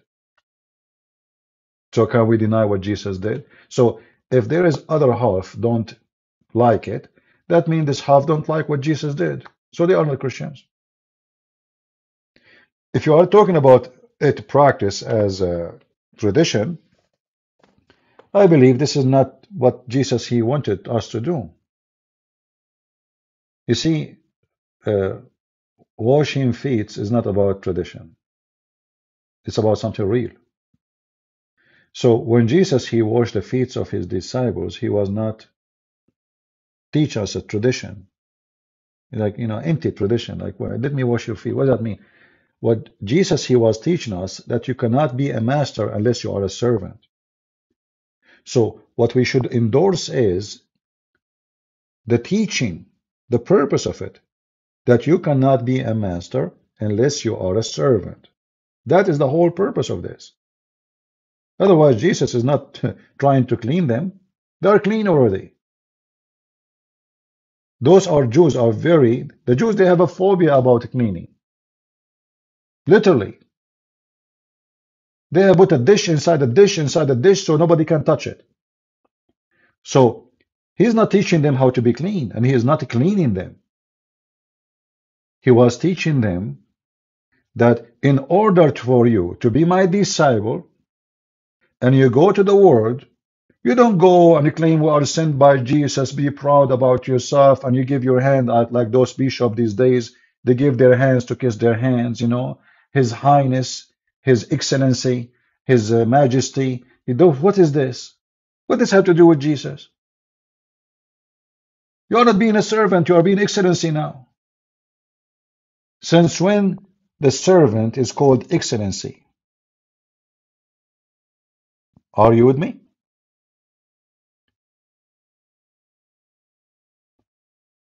If I am your servant, you don't call me Excellency or Your Highness and Your Holiness.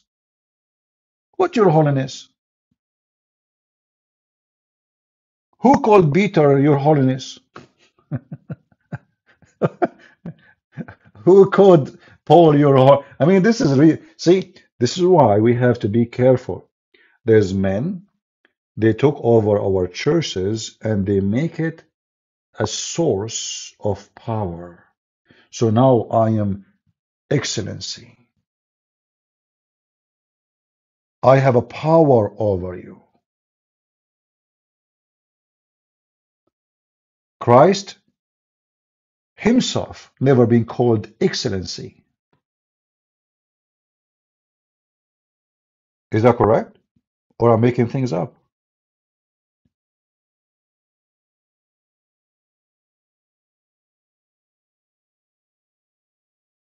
Always people who seek positions and titles, they are not serving God. Sometimes people, they call me Pastor or Christian Prince. I say, don't say that. Okay, minister, don't call me minister. Did I say I'm minister? I'm nobody. Don't give me any title. The second you give me a title, I lost it. I lost my position.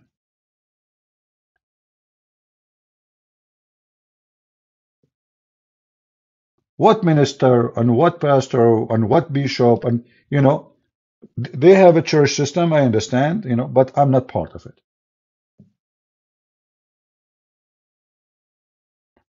Don't give me a title. And even the word servant, I don't fit for it. You see, the word servant, I'm not qualified.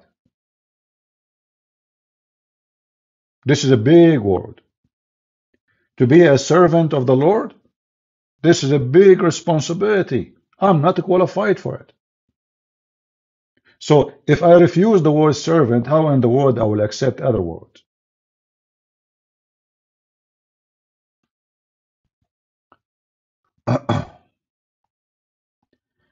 So always stay away from people who like titles, because those people, they have a wolf inside them.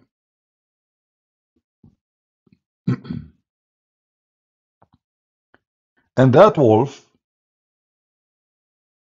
make them fight for higher position in the society, in the community.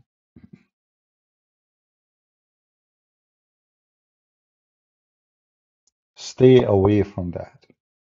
That's what corrupt man. There's always reason for corruption. Isaac, I'm not here to explain to you Deuteronomy 14. Why I would do that? Why? I mean, and how in the world, Isaac, you decide to explain only 14:26? What about the whole chapter? You see, one of the silly stuff people they do, they choose a line and explain to me the line when this is a book and the book has chapters and the chapters, they lead you to this line. So when somebody he says to you, explain to me such a line, he is just an idiot. I'm not calling you names. I'm just saying you are being an idiot.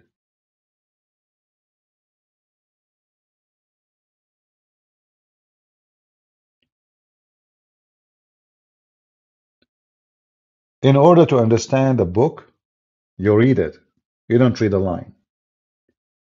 And if you read a chapter and you could not understand a line, that means you did not read the chapter. You are reading lines.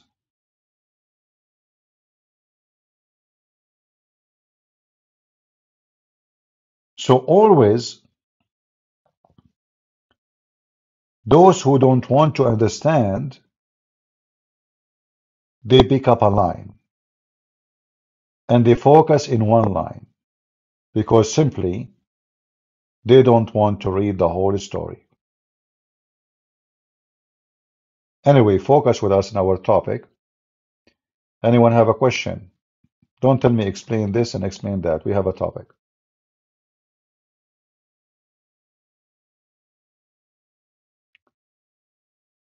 How long did it take you to study Islam to be able to argue on such a high?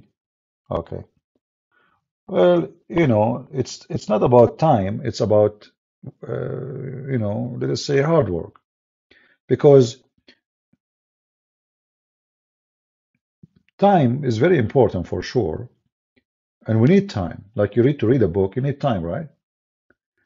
But it's not really the time is the issue. You can educate yourself in 3 years more than somebody in 20 years. Why? Because in the 3 years you spend good. Actually, there's a homeless I see every day. I don't know even if he's a homeless, actually. I'm not sure. Because you don't take money from anybody. This guy, he sat and he have a book, and obviously he have maybe bad vision.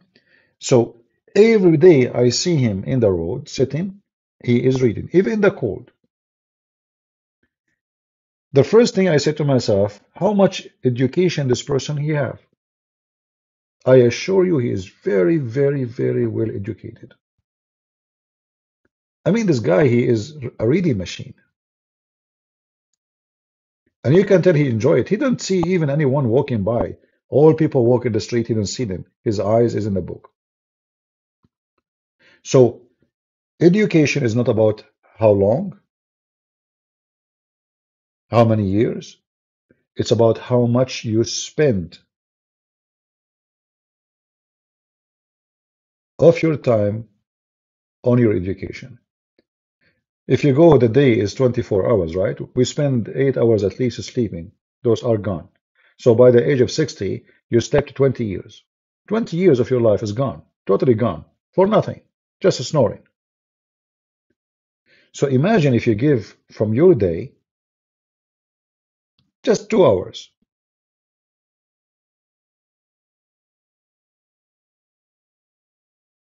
How much education you will have in 20 years if you read 2 hours a day? You will have a lot of education. Education is not a degree, has nothing to do with degrees. Degrees usually is just to give you profession so you can make money. And usually those who have a degree, they are uneducated. They have zero education actually. So an engineer, he knew how to do specific thing in building. Let us say he's an architect. The other one, he is a civil engineer. The other one, he do build dams. So this is his education. His education is limited in steel and concrete, and this is not even education. This is a profession. Education is something totally different. So education is not a degree. It's not about a time pass by. It's about how much you take care of yourself to learn. So I hope I answered you. So I can say all my life is a process of education. I used to spend a lot of time since I was a kid to read. I used to walk, and I told that many times. There's a big library, but I'm not allowed to enter it because I was a kid. So what I do, there's a section for kids. They have Mickey Mouse magazine, stupid magazine. I don't want to go there. So what I do, I wait for until an adult mature walking by to go to the library, the adult section. I walk next to him as if I am his son. This is the only way they allow you to get in. So I keep walking with this guy. He sit at the table, I sit next to him. Now the guy will be looking at me like what this kid is doing, but he cannot ask me. Eh, he will not say, hey, this is not my son. So I sit next to him and I grab any book on the table because I cannot go and grab a book. I'm not allowed. People leave books on the table when they leave. So I sat next to this guy who supposedly, like he's my father, maybe supposedly. So the guard or the library guy, he think that I'm coming with him. I sit at the table, I grab a book, I start reading. I don't know what even the book is about. I remember once I was just a little kid and the book was about sex. It was like what, you know? Yeah, but it was like it's a maybe it's like a book for university, purpose, like doctors. There's pictures and images, and so I was maybe I don't know. I was maybe 8 years old, and I start reading this book, and I was like, it's like a new word, suddenly in front of me. So uh, if you want to educate, if you want to have an education in your generation, you start with them when they are kids, not when they are adult. So if you have a children, encourage them not to go and spend their time playing games and stupid things. Let them read, educate themselves. This is the best way to build a mind and intelligence and wisdom in the mind of a human being. In the same time, you have to be careful about what the kid is reading because there's many, especially these days, in my time, we don't have this woke, stupid culture where they are trying to fool you about who you are, male or female. So we have to be sure these days what kids are reading so we don't end with an idiot instead of being wise.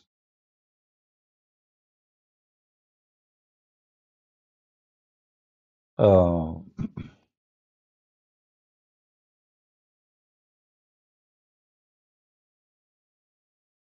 right.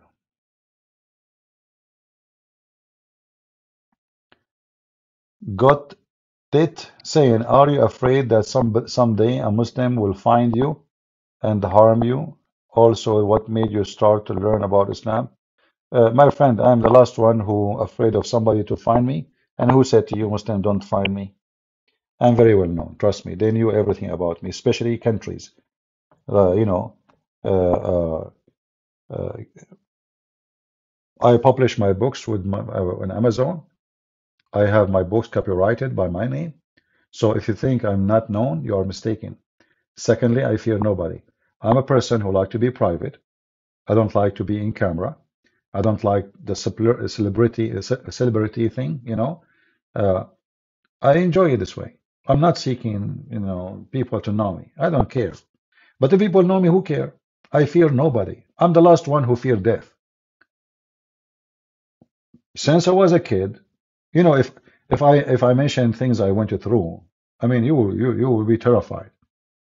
I never ever felt insecure.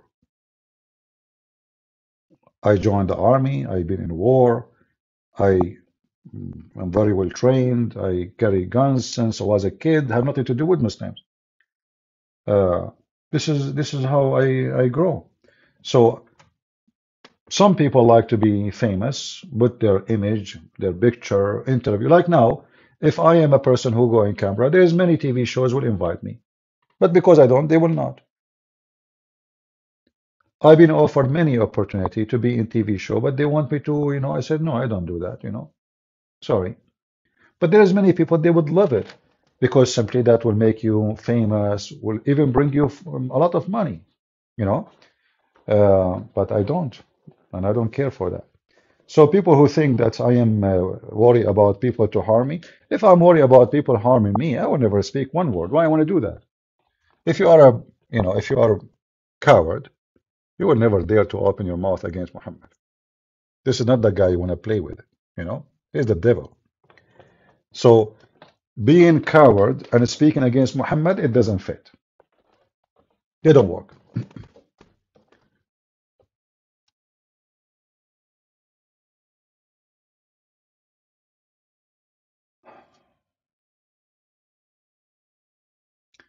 I was in Pal Talk 20 years ago, sadly. I was in a group bashing and cursing Muslims. Well, I don't know. You don't feel too much guilty about it because Muslims, they bash Christians too. So you were a Muslim at that moment anyway. You were practicing Islam even though you were a Christian.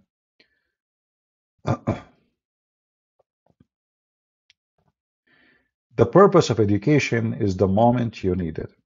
True and false, because education simply, it's a supplement for happiness, which means it's every moment. You know, education is not about, again, it's not about profession. Like I have my degree in law, right? I can work as a lawyer or as a judge, but that does not give me pleasure. It doesn't. What gives me pleasure is the knowledge, the ability to answer, the ability to, uh, uh, you know, to help people. It's a different joy. So the moment you need it is every moment, because a human being without education is different than a human being. Education changes you. This is why a person who is educated is different from people or a person who's not. And usually, as we said, education is not about a degree, but degree can be, let us say, like an extra, especially if it's not in the topic which will support the education you are seeking. Like, in my case. So if I study law, I have to study Islamic law, Christian law, Judaism, civil law, and that all will lead you to be educated about the law. But in order to do that, then you have to study the religions. So in this case, the education serve the purpose with the degree, because both of them, they support each other. Other profession, no. Other profession, if you are an eye doctor, your specialty is only the eye. You don't even know anything about teeth. You are not, you are just an eye doctor. So there is a profession and there is education, and usually they are not the same. Senator Mendez, he got receiving gifts from Qatar. Well, all those senators and congressmen, they are fraud. I just saw a report that our congressmen in the state, they made a fortune of $1 billion. Sorry, 1 billion? Yeah, I think 1 billion. I'm not sure really the number. I forgot. Maybe more. I don't know. Yeah, from the stock market. It turned to be all our congressmen and senators are very heavy investor in the stock market. Why? Because simply they have an information we don't have about stocks, so they never lose. So this is telling you this is a kind of corruption too. This is why until now the Congress refused to ban congressmen and senators from investing in the stock market during the time they are in the job. Why? Because simply they are there for that purpose. If you take it away from them, they will not. It's like, those people who go in YouTube and they have the monetize option, a super chat. If you take that super chat, what will happen? Anyone can tell me? If you take the super chat from some who come to YouTube, supposedly they are Muslims or Christians.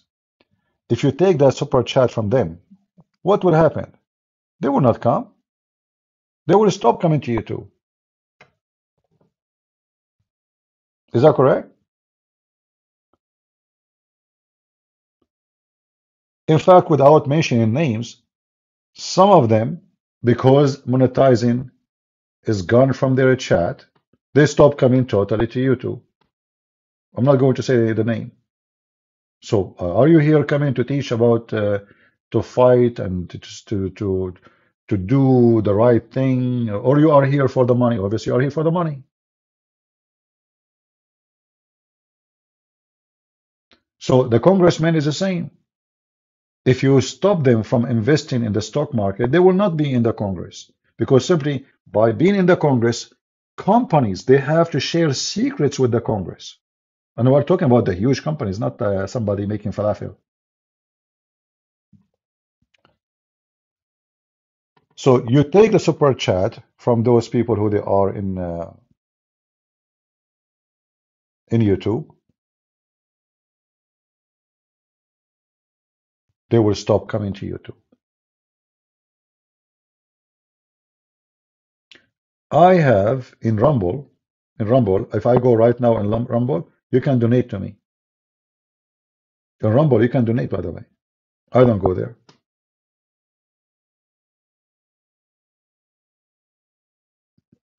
I went only once to Rumble, and then the first thing, you know, I got, it's a donation. So if I'm a person who is seeking donation, I will never come to YouTube. I will say, okay, you guys, you wanna, you know, I will be there because there I can make money. Here I make no money.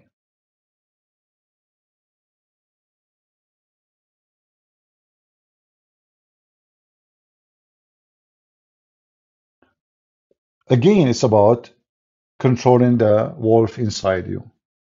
This is what was our topic today. The wolf inside you will tell you to get more, to make more. You buy a new car, a big house, etc. The wolf, you need, you know, you need to feed the wolf. So either you are a person who is satisfied and you are happy with what you have, regardless if it's too much or little, or you will never be satisfied.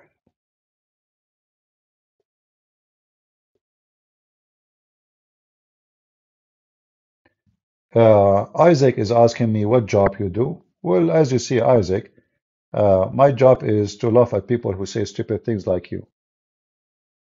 So Isaac, he come here and he's asking Christian Prince what job you do. So what is the job I do now?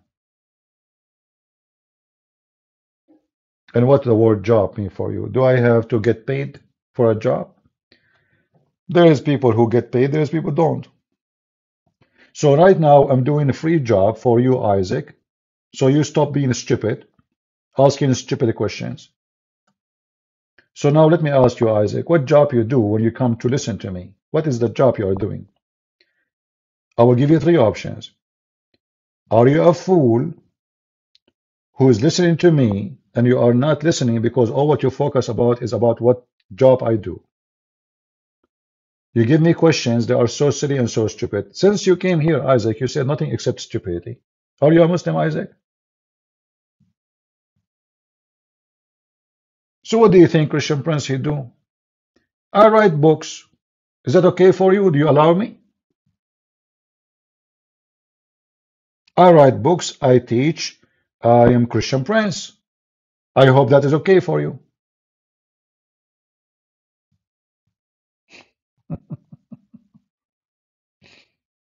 I hope, Your Excellency, you will not be upset with the job I do.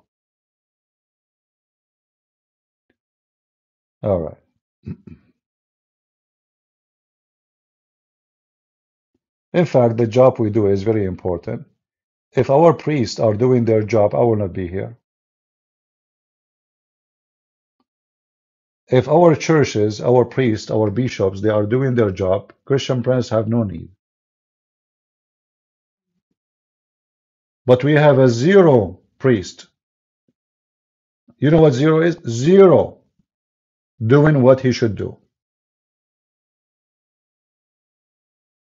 When the last time you have a priest sitting with you and discussing something serious? You go to any channel, they open for you a page. Okay, let's open Luke. They read a verse and they start giving you a speech about the verse. But this is the verse he is making a speech about. He is reading a book about it. Which means even the lecture he give you about a verse is not even his words. They never speak about something serious in your life. They never discuss your needs in your life. They never discuss argument and debate and cult you face in your life. And the result of that, we have zero education between the Christians.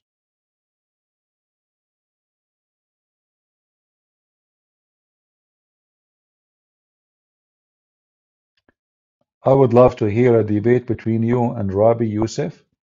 I don't know who's Rabbi Youssef, but anyone is welcome to call me. Let him call me. I don't know who's he.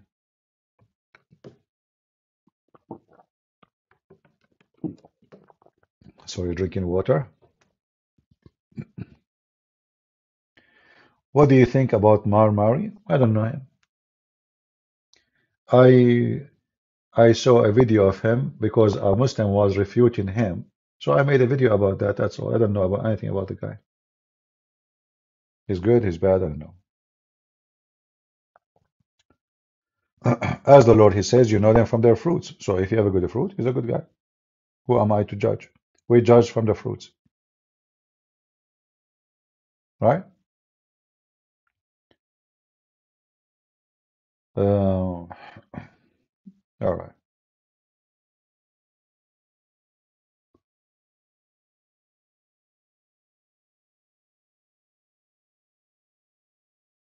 Yeah, Isaac, you have to be careful. You see, first of all, there's a question you should not ask. Isaac, how old are you? Are you like 6 years old? So, a person going in public forum like YouTube, do you think I'm going to tell you everything about my life? In fact, let me share this with you. People who go in public forums and they start talking about their private life, I'm talking about really private life, they are immature because this is the business of nobody. And it doesn't help him. It doesn't help the society. So a guy, he have a fight with his wife, he start talking with everybody. Why you want to tell everybody? What is the business of the people? Why you want to put your laundry everywhere? If you are in the internet for a purpose, and the purpose is to serve the Lord, and you are not the point of interest, then don't put yourself in the point of interest. Otherwise, you are seeking it. And then people will laugh at you because now people, they will get involved in your private life. Some they support you, some they make fun of you. All because you share something you should not share. A person, he have a fight with his son. He posts in Facebook, my son today. Why? I mean, now everybody his nose is in the story. Why you want to do that? So when you ask a question to somebody, if you know already that he is very private and he is wise, then he will never give you the answer, which is not wise to ask. So don't ask private questions because it's not of your business. Don't put your nose in a place you might get you a bad smell. I'm not like others. So if you are here to investigate, you are being stupid. So you are roasted for being stupid, not because you are smart. I think in the region I live in, it's not really church, which would baptize my non-denominational. Okay, I will get baptized when I move to other country. And no, you can get baptized in any church, no problem, because baptism is not about the church, it's about God. Get baptism, let us say there's an Orthodox church, go, get baptism there. Catholic or Protestant, who care? That's not important. The important is the baptism itself, you receive it from God, not from the man. So this is not a reason not to get baptized, my friend, you or your child. So don't think in such a way. I don't receive my blessing from man, I receive my blessing from God when I get baptized. Ex-Muslim Yasmin Siddiq in the chat is asking what should she do if she become homeless for being ex-Muslim in heart. She is asking for your advice. We cannot give speeches about what you should do. I mean, talk is cheap, right? I can say to you, God will provide you, but just let me know. I mean, God will not pay for your internet, right? Or your electricity. God will not pay for your food. So here we have to be realistic. But the question is, why I will be homeless because I become an ex-Muslim? Don't I have hands? Can't I work? I will become homeless only if I am depending on somebody else. And when I change, that person, he cut the faucet on me. So the problem is not you really in Islam. The problem that you are depending on somebody else. Are you with me, the lady who said she afraid to be homeless for leaving Islam? I will not be homeless because I am leaving Islam. I will be homeless because I depend on somebody.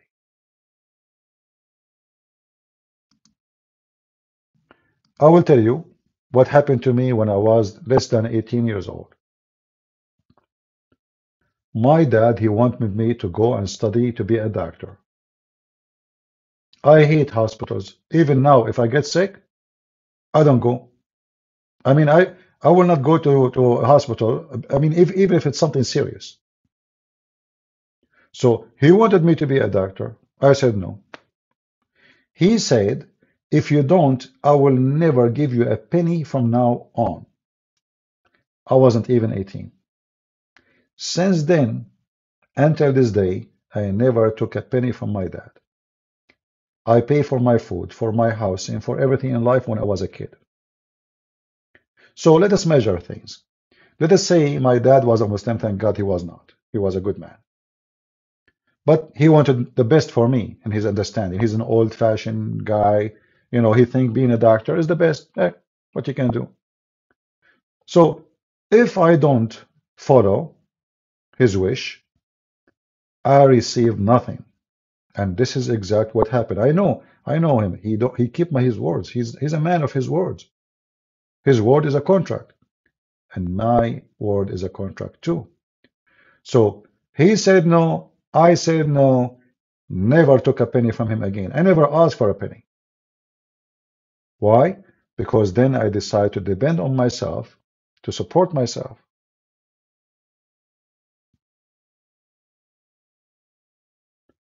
So why you want to depend on somebody else to support you? You will never be homeless unless you are a person don't want to give the effort to support yourself.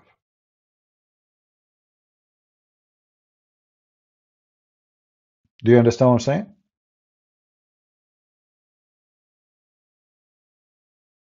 You will not be homeless. Work. Support yourself. Be strong. In fact, freedom have a price.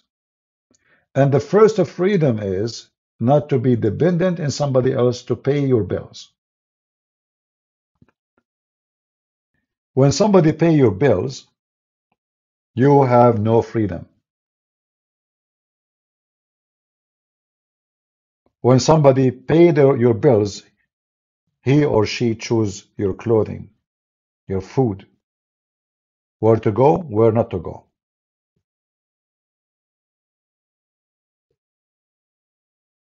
So buy your freedom. And your freedom is when you are not depending on somebody else. What if you are sick, CP? There is no safety net in America. I was lawyer just starting my career. When I got sick, my whole life was taken from me. I don't know what do you mean by getting sick. You know, if you get sick, let us say you are unlucky. Let's say you have cancer, you die. So what? Yeah, okay, die. Let me tell you this. Once I woke up, I was scratching my side, and then I felt there is something big in my side. Like suddenly, man, what is that? It's like a potato and so hard, really, really hard. I pulled down my short and I found something brown, big, like a potato in the side of my leg. In my mind, I said, okay, that must be cancer, you know, because I heard that it can happen like this suddenly. I did not go to hospital. I did not cry. I did not, okay, cancer, cancer. I'm not an expert. I don't know. I mean, what is it? I have no idea what is this. I mean, I woke up, it's there. I have no idea until now. What is that? You know? I did not go to a doctor. I did not get worried. I don't even care. All what I care, I don't like it. Then it's gone. It's gone by itself. It's gone by itself. It's gone by itself. How? I don't know. But based on reading in the internet, all article says this is cancer, very high possible it's cancer. Did I go panic? Did I go crazy? No. No, okay. I did not go to a doctor. I did not even try to check a doctor. I just check in the internet to see, and I look at pictures, and then after that I say whatever it is, it is. You know, it's gone. It came by itself, it's gone by itself. Maybe if it's painful, very painful, maybe I will seek a doctor because it's annoying, but it was not. So you might be the person that is saying you have little luck with health, and then every one of us have different luck with health, let us say. There's some they die in a very young age. There's some they stay healthy even they are really old. There's some they die at the age of 2. Some they die at the age of 20. Some, the human being is exposed to all kinds of things. The most important thing is to be happy until the last moment in your life. Even if you are sick, even if you are dying, nobody can steal your happiness away from you. And happiness is something you feel inside you. It's not by medicine you take. It's not by somebody giving you speeches. It's about a balance of understanding of life and death. You know, there is a story about a monk. The monk is dying. He's very old. So they brought a doctor to him to check him out. And then the doctor, he came out and he said to the other monks, I think your brother's, he lost his mind. They said, why? He said, I just told him, maximum you have a few hours to live. And he gave me a smile, as if I said nothing to him. Actually, he's happy. So they said, why you don't ask him why he's happy? You just told him he's dying. So he went inside and he told him, if you can't talk, I just told you you have a few hours to die, maybe 1 hour, maybe 5 minutes, I don't know. But you gave me a big smile. Why you look so happy? So the monk, hardly able to speak, he said, well, I am serving the Lord all my life, and now you are telling me you are going to meet him in a few hours. So what do you want me to do? I'm so happy. So this is the bend in your journey in life.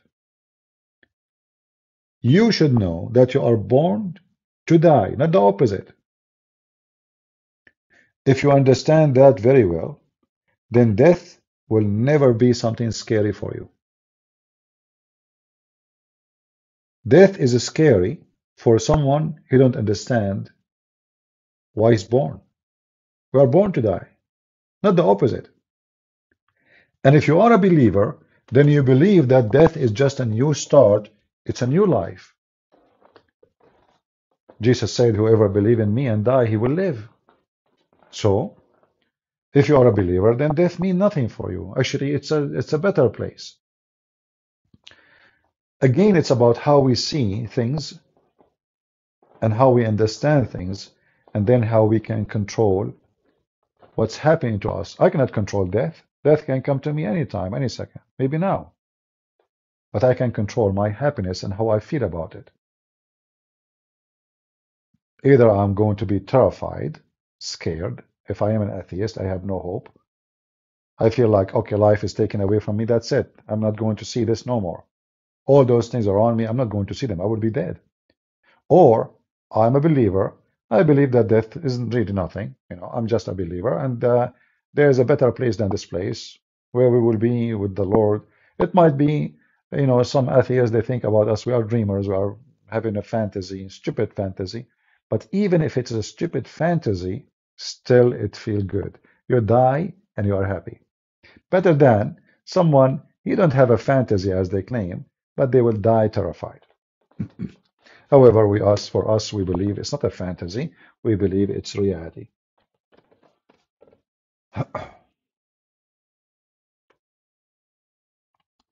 All right.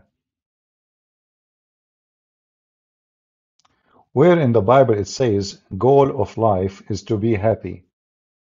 Maybe stick to Islam where your experts is. I don't know, V. I think what you just said is very stupid. The whole Bible is about to be happy. Guys, who agree with this idiot? Sorry, I have to call you an idiot. When God created Adam and Eve, did he put them in the garden and he provide them with everything they need so they can be happy? Is that correct, guys? Why it was a garden with everlasting life if it's about sadness? So V, you are just an idiot. Stick your testicles somewhere out of here. Don't come here. You are just a potato trying to, like, you want to show us that you are smart and you know better. The whole Bible is about being happy. The wage of sin is death. Is death something happy? So when Adam died, he was happy, or when Adam having promised the eternal life in heaven, which one is happy? You are just an idiot. You know, V, you are a person who present for me a diarrhea. Like, people, they have a good meal, and then there is a guy, he flip his ass in the table and he starts farting. Don't come here again. You are just an idiot. Stick to Islam, Christian Prince. Since when the Bible is about being happy? The whole Bible is about being sad if you are away from God. You are just a donkey, certified one. And now you're additional to be a donkey. I made your ass red like a monkey. The whole Bible is about being happy. Everything in it. You rejoice. If we go right now and search for the word rejoice in the Bible, how many words will we have? Joy. I mean, people are stupid. Stupidity is amazing. I am the only one who uses such a term, even though English is not my first language. Stupidity is amazing. I find it amazing. I mean, look, God, he created man. He gave him brain. So all of us, we have a brain, right? And then you got this guy, V, Christian Prince. So since when the Bible is about being happy? So what the Bible is about being sad, brother? So Jesus, he came to the world to make us sad? Is that what the Bible is about for you? Huh? Do you have a tissue with you? Would you like to make a video of yourself crying 24 hours because the Bible teaches you to be sad?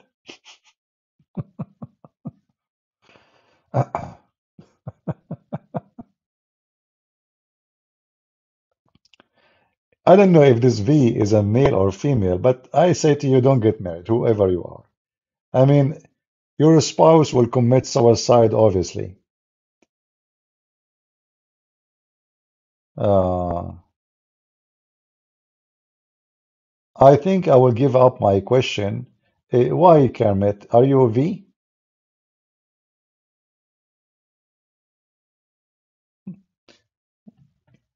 And why you are worried about being insulted? If your question is valid, who care about people insulting you? But maybe you are afraid that your question is stupid and you are being stupid. That's why you are afraid of being insulted. But if your question is wise and then they insulted you, that means they are stupid, not you.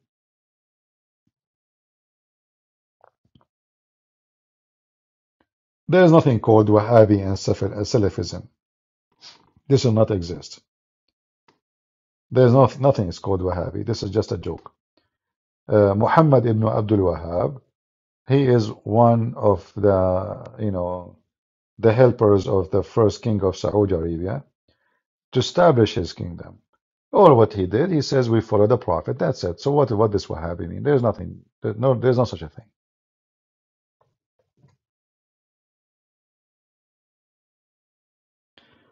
What was the question? I did not see the question. What was the question of Kemet? I don't know.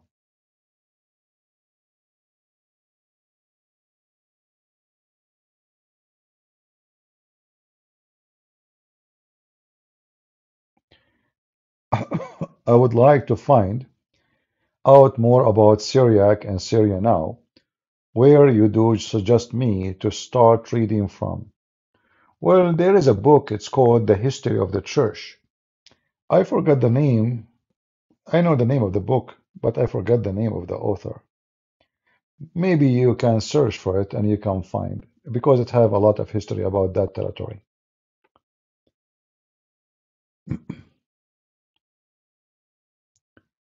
What are we to do as a Christians? What do you mean, Shiano? I'm not sure what the question is.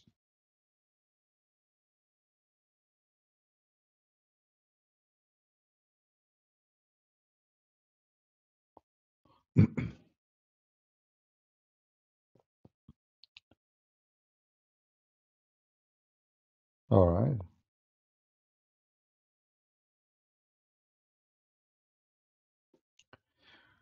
Somebody saying maybe happiness is not our target, but following Jesus. No, no, no. You see, following Jesus is about being happy too. Who said, the whole Bible is about rejoicing with the Lord. Isn't it the Lord, he says, happiness in the kingdom of heaven for one soul is saved? Is that true? So the whole idea of saving souls is about happiness, even for God. So God in heaven, he himself seek happiness. How? By saving you. He love you. Which means it's about love, and love bring happiness. That's why the Bible says love never fail. So those who claim and they say, hey, since when in the Bible it's about seeking happiness, that is a stupid statement. Do you recommend Robert Spencer to study Quran? I cannot say yes, I cannot say no. I never read his books. I don't know. I cannot judge the guy book without reading the book. That would be silly. But I say that I heard Robert Spencer many times, and he said many wrong things. As an example, like we are now talking about Syria, Robert Spencer, he said Syrian are the Arab. Since when? That's absolutely wrong, false. Syrian are the Syrian. This is their name, Syrian. They are not Arab. Their language is Syriac. But maybe he meant now, I don't know. But the Syrian are not Arab. They are not.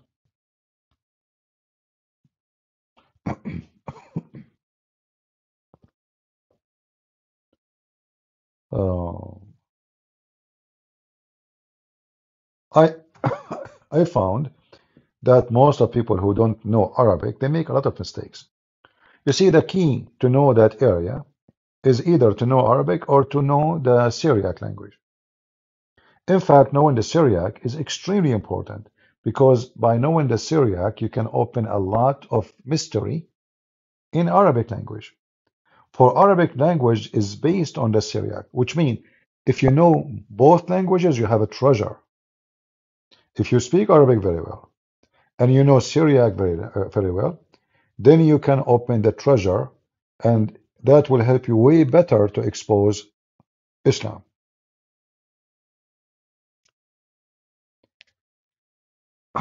Syrian is what the Roman called the Assyrian. That's false. Syrian is the people of Syria, not Assyrian. There's a big difference between Syrian and Assyria. Assyrian.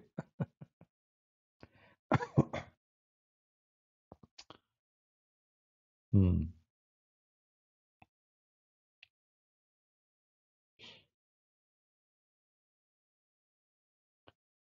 All right.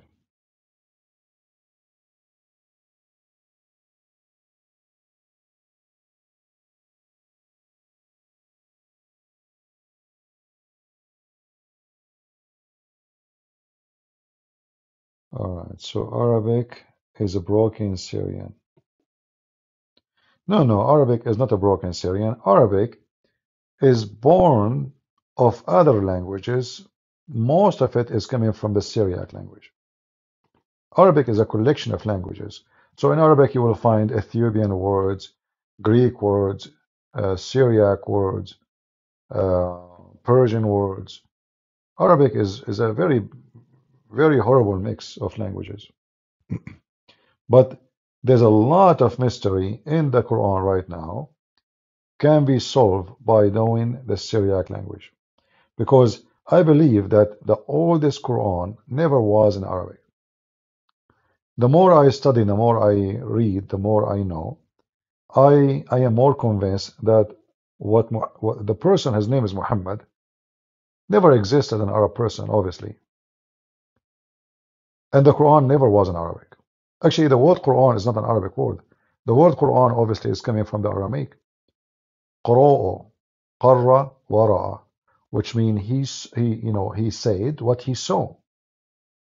He said what he saw. What Muslim they say, Muhammad he claims supposedly that he recite Quran, but you cannot say Quran is recitation because it's not. قرّ ورأى. So you have to see something to read it. And Muhammad did not receive reading. Muhammad received hearing. He heard the angel supposedly, and then he just repeat after him.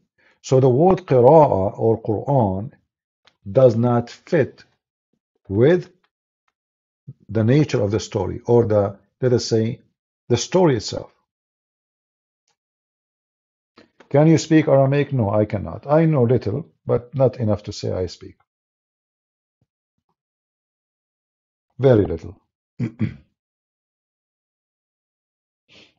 The little I know is about things I study, about certain words, certain sentence, like going deep dive inside them to know what they mean. But I don't speak the language.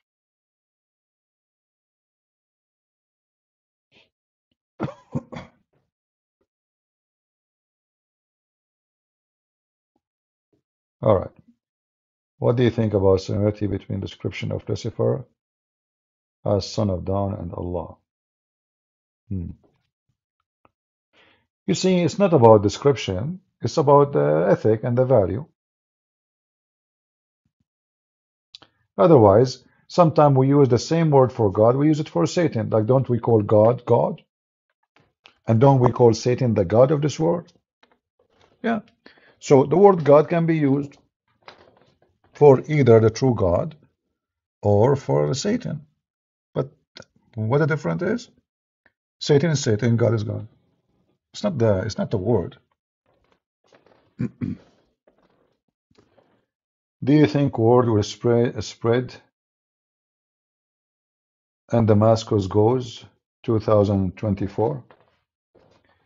War can spread only if people who have the power, they decide to spread it. And those usually is, like countries like America, Russia, not those little tiny ones. Like now, if Iran decide to go in war, I mean, they are no match. They will be smashed. So their war can go for maybe a year, but they are not the one who can cause a massive war. Even they think about themselves as giant, but they are not.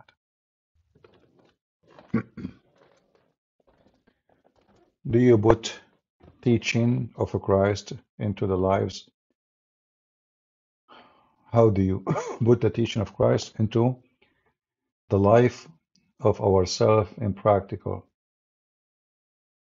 I cannot teach you that. You have to do it yourself. This is what we were talking about today. You can watch from the beginning. But the only one who can teach a person how to follow Christ is you. Because anything will be said to you, if it's not within your side, like your heart, it's not, that's it. It's just words come from your ear, from here, come out. So to do as Christ said, I will summarize it for you with one sentence. Isn't it Jesus said to the women, go and sin no more? That's it.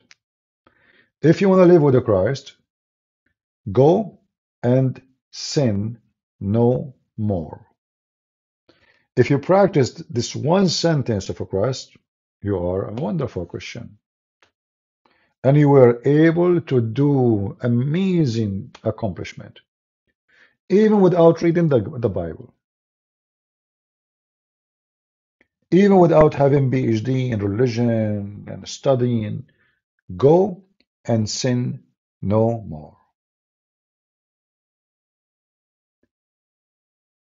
Do we keep the Ten Commandments?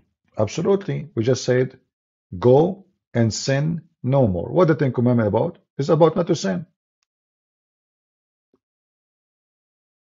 In the Bible, there's way more than Ten Commandments.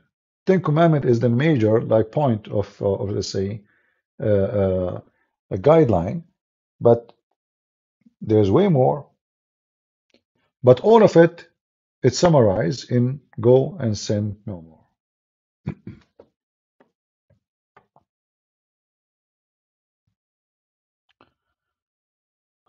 When I ask Muslims in Indonesia what is Allah, they always say Allah is the Zat.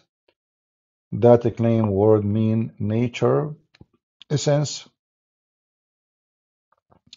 You know, I find those Muslims in Indonesia, or especially those countries who don't know the religion or the language, when they say such a thing, it's just it's just because they are more confused than others. What that? You know, uh, if you go right now to dictionary and you try to find out what this the word that mean or the essence of it,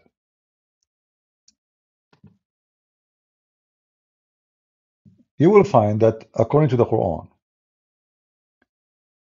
uh, Allah don't have a soul.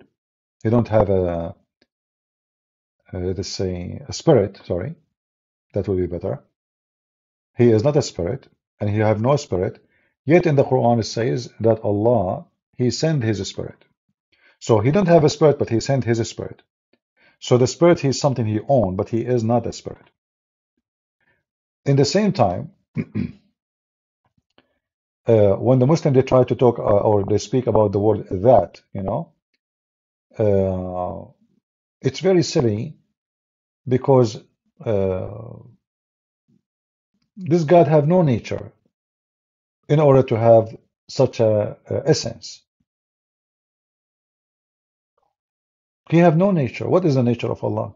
If you ask any Muslim, what is the nature of Allah? What is Allah? They don't know. As an example, when the Quran says Allah, He rose above the throne. Okay, so the nature of that God,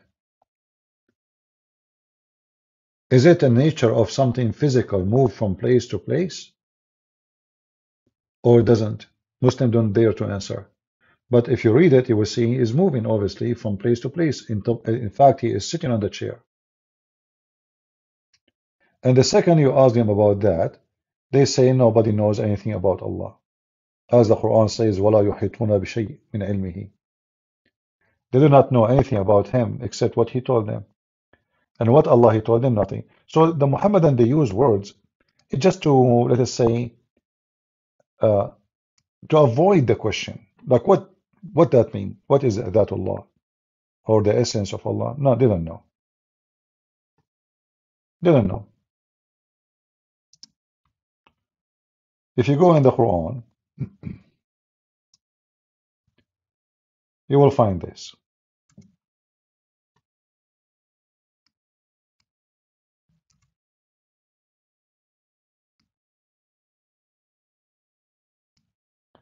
In chapter 2, verse number 25 to 255, it says they know nothing about Allah.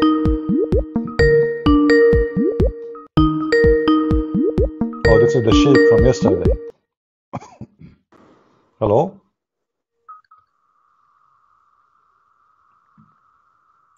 Hello? Hello, hi. Assalamu alaikum. Wa alaikum You are assalam. among Muslims. So you are the sheikh who called me yesterday, right? Yes. So why you think you are a sheikh? What is your qualification? I teach students. You teach students? Yeah, online. Where, in the mosque? Online. Oh, you teach a student online. So what is your education, if you don't mind to share with us, sheikh? Yeah, from India. Yeah, but what is your education? I got Masters of Islamic Studies. In what exactly? Islamic Studies. I know, in what exactly Islamic study, like what you study. Islam. About Islam. Okay, History. all right. As long you are a person who study Islam and history, so I want to ask you about, we were talking about the nature of Allah. What is the nature of Allah? Well, the problem is that you cannot know the nature what is not revealed. It's not what? What is not revealed, like it's nothing like anything to compare. What does have to do? Okay, so are you saying to me we cannot compare Allah to anything? Yes, So why Allah he compare himself to things? he give to make things easy for us to understand a little bit, but you But cannot. but a second ago you said you cannot compare Allah to anything, and then you are saying to me Allah compare himself to things? Yes, he can do it, but we cannot. Ah, so can I compare Allah to a tree? Not you know. No, I cannot. No. So, but Allah he compare himself to a tree. Yeah, he can. He. Okay, but look what you just said. So I cannot compare Allah to a tree, but Allah himself he compare himself to a tree. So obviously Allah is telling us that he is compared to a tree. So it doesn't matter who compare him, who is not. Allah he is compared to a tree. So now what is the difference between a tree and Allah? It's not the same. It's like, for example, that when Allah compare himself to a tree, he's giving an example of some particular, like what he's doing at the moment. It's not really saying that Allah is like a tree. Ah, okay, what he is doing in the moment. Like he's giving an example. For example, you do something. Uh, Yani, let's say a teacher is giving an example of mathematics. Doesn't mean whole maths can be compared to something. It's a old science, but you Okay, can compare a particular equation. all right, I will go with you. So when Allah he say he is the same as a light in a niche, what is the light present and what is the niche present? Go ahead. It's like not the whole nature of Allah. It's saying if you wanna look at, like, if you wanna know some nature of Allah, you can see as like how light is scatters all over the place, even though it's so small. Yeah, but what is the niche? What is the niche to Allah? Is Allah is in a niche? No, Okay, so why Allah saying his light is the same as a light in a niche? I don't understand what is a niche. Niche is like a candle hole in the wall. Like in the old days they have like something to carry candles to put them on it. Yeah, he's giving example. It's not like comparison. It's more like an example of something. Hmm. But Okay, but you're a but Christian, but so if I can. but if the example does not make sense, then that's what I'm saying. So is Allah is an edge?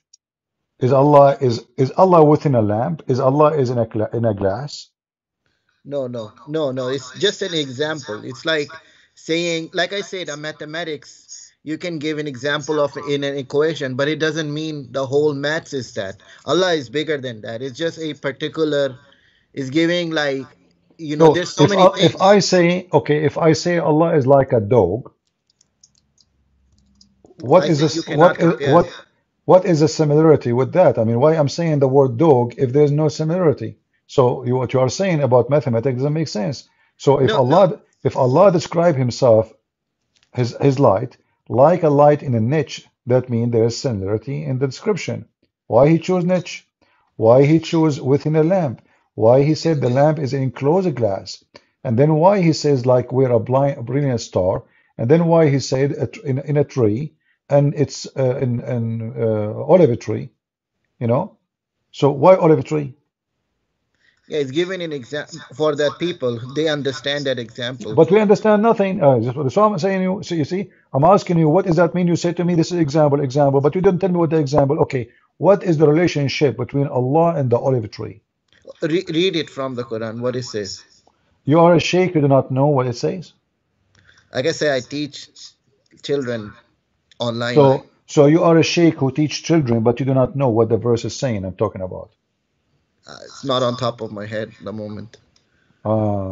And you have masters in the Islam, Islamic history, yeah. Islamic history. Okay, you know what? I will go with the Islamic history then. Forget about this. You're a prophet, he kissed the black stone. Why?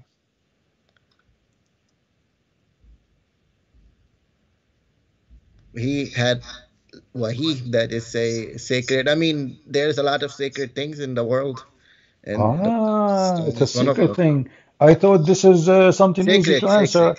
What do you mean secret? How it's a sacred, secret? sacred, sacred. Sacred, sacred. Okay, what is sacred about kissing the black stone? Go ahead. It's like Allah gave something for remembrance What of remembrance? So you are kissing a stone to remember what? to like say this is the God that we worship. It's like you're not worshiping The anything black else. It's like stone. By kissing the black stone, you are worshiping yes. God? No, you're not worshiping God by Uh-huh. kissing it. It's like you're showing your respect that Respect you to gave whom? us this. Res It's like I give you a gift or your respect mom. to whom? Well, I'm giving you. Let me give you an example to explain it. Like your father gives you, let's say, a watch, and then you remember your father. You let's say it's your tradition that you kiss the watch or you do certain to do certain, uh, yani, what do you call it? Yani. My Yes. friend, according to Umar al-Khattab, he said that black stone neither harm or have Yeah, a to him. benefit. Do you agree with him? Yeah, he said that. I mean, it's his understanding. It doesn't harm or anything. It's just a remember, So like why it's you just are a showing okay? respect. You keep saying to me, just remember. Remember what? Who is our God? It's like you, What the black stone have to do with your God? well, because He gave us this stone. It's not Why Allah like He gave you? Why Allah He gave you the stone? to remember Him. Where To where it's like a where gift. where in the Quran it says Allah He gave you a stone to remember Him? Can you show me? Well, there's like two. That's what I was trying to say. It's like hadiths are different than Quran. Quran is more like a command from what we should do. If we do not kiss the stone, it doesn't mean you will go to hell. It's just it's something extra. Extra. It's a tradition. I It's like more. extra things. Okay, is it true that your prophet he said that the black stone is going to have tongue and eyes and going to speak in the day of judgment? Those are more like metaphorical. Like you know how you say that even the ground will Metaphorical. say commit adultery. So your prophet was lying. This is not real. It's not lying. It's like saying that earth will commit adultery. It's not like the earth will start having sex with No, another no, person. no. Don't copy things from the Bible. This is in the Bible, not in the Quran. Nowhere Well, in the I'm Quran just says giving an that. example. Like it's No, like no, a no, metaphorical and you cannot give me example from a book. It's not your book. Same time, there's nothing to compare. We are talking about a real stone, physical stone, not a metaphorical stone. So the stone is there. It's in the shape of a vagina. It is in the Kaaba. Muslims go around it. Consider it a holy stone. Even your prophet, he said, correct me if I'm mistaken, I heard this, that if you touch the black stone, it erases your sin. Is that correct? see that's debatable, but according to What do you the mean? tradition, yes. Are you debating your prophet now? What do you mean No, no, no, debatable? no, no, no. Um, there are certain hadiths you have to. I mean, like the Quran is infallible. You cannot, but certain hadiths you can say maybe it has a more meaning to it. It has a deeper meaning to what is saying. Okay. So Islam is not a religion which is not as a preserved, obviously, because you are saying to me that the majority. part of Islam is debatable because most of Islam is in the hadith. Yeah, that's why we have people created a lot of the hadiths too. So Uh, they created their okay, sects. but isn't it the Quran itself is a hadith? It is a hadith from Allah. That's different than hadith from No, people. no, it's not a hadith from Allah. The Quran says this is hadith from Muhammad. It, well, Allah put the words in it's like, it's like direct speech No. through a medium versus just somebody else is saying. It's like Okay, hadiths are focus people with me. talking. Focus with me. Yeah. If Muhammad he said this is the word of Allah, that means Muhammad he received the word from Allah and he said those words to us, correct? Yeah. Okay. If Muhammad he says this is my words, then this is not the word of Allah. Do we agree? If he says that it's my saying, it's my ideas, then no. No, I'm asking you, listen carefully. Yeah. If I say this is the words of a prophet, is it a word of prophet or the word of God?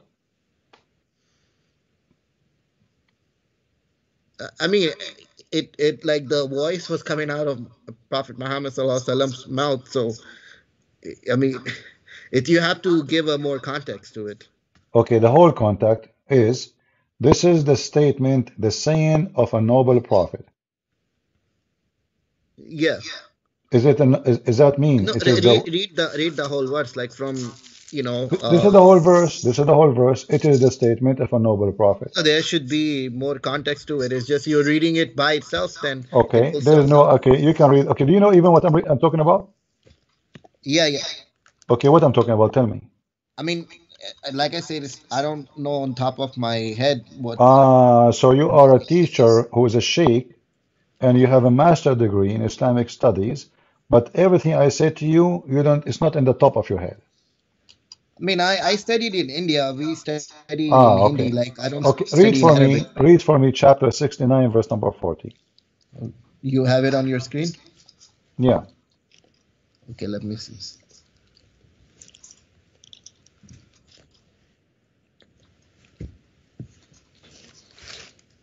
Oi, ya, ya sé. Ya.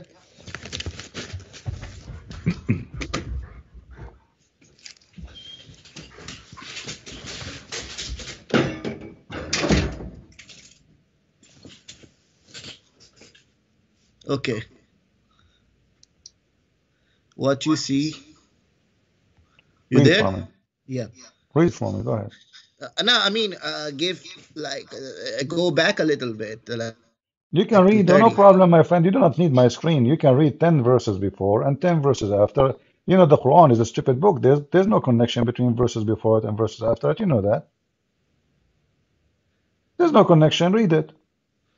Okay, So give now me it says what's the verse? this is verily the word of an honored messenger. Well, What give words? me the The verse. Quran. No, give me the verse. What was the surah? I just told you, chapter 69, verse number 40. 69, 40. Hold on. I know it was about a specific statement. Uh-huh. Very specific. Yeah. Oh, yeah. All right. So they were destroyed by overwhelming blast. 40. Man. Yeah. Uh-huh. Stay hidden.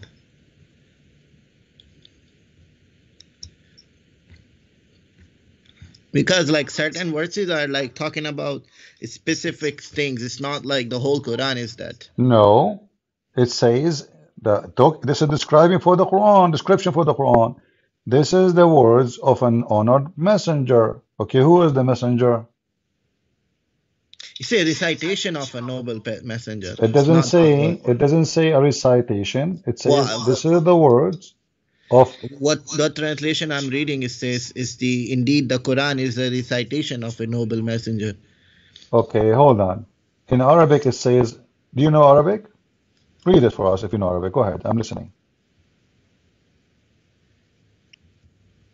Go ahead. Remember, Rasul remember Kareem, you have a Rasul Kareem. remember you have a master degree in Islamic studies, so you know Well, Arabic. I said in Hindi we studied the You are history. the same as Sheikh Uthman. He do not know. He claimed that he have a master degree in Hadith, yet he do not know how to read one verse in the Quran. All right. So you do not know. Now let me read for you. It says here, and this is the Arabic. إنه Rasul إن Kareem. إنه لقول رسول كريم. لقول قول is the words, not a recitation. Qawl. Yeah, the saying, the statement. It's a saying. It's a saying of a. Exactly. This is the saying. This is his own saying. This is not the saying of Allah. So this is the saying of an honored messenger. Who is the one? Who is this messenger who is making Quran? Yeah, but when you say saying, you can also read in the context of like somebody reciting something too. If you read the verse after it, you will see it's confirmed that this is the statement of a messenger. It is not the word of poet. Do you see it?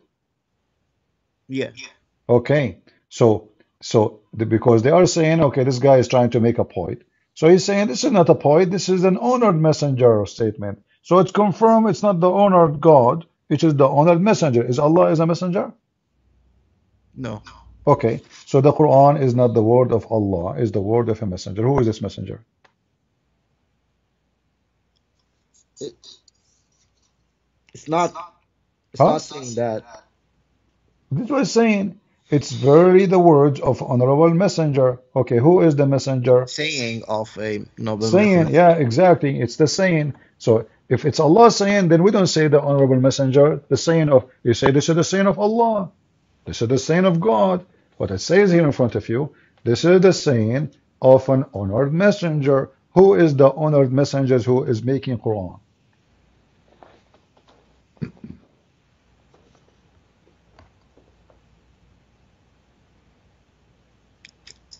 Like Prophet Muhammad, of course. Okay, that means the Quran is not from Allah, it's from Prophet Muhammad. Thank you very much. So the Quran is not from God. This is why it's stupid and silly. No, it is. It is from God. Okay, hold on. Just to show you it's stupid. Do you see the verse? Because you are the one who says that I will have to read the context. Okay. Does Yes. it say, and he don't swear by what you see? Wait, hold on. What translation you are reading? What translation you like? Clear Quran. Huh? The clear Quran. Clear Quran? Yeah. Where is that? Let's see if we can find a clear Quran. It's called That's funny. I never heard of Dr. Mustafa Khatab. Mustafa Khattab. Okay, hold on. Mustafa. Khattab. Here we go. Khattab. Guys, clear Quran. So now this translation will make it clear? Are you sure? Let us see. Okay. And I do swear, now I do swear by whatever you say. Do you see it? Now I do swear by whatever you see. Okay. Who is Whatever swearing? you cannot see. Who is swearing by whatever you see?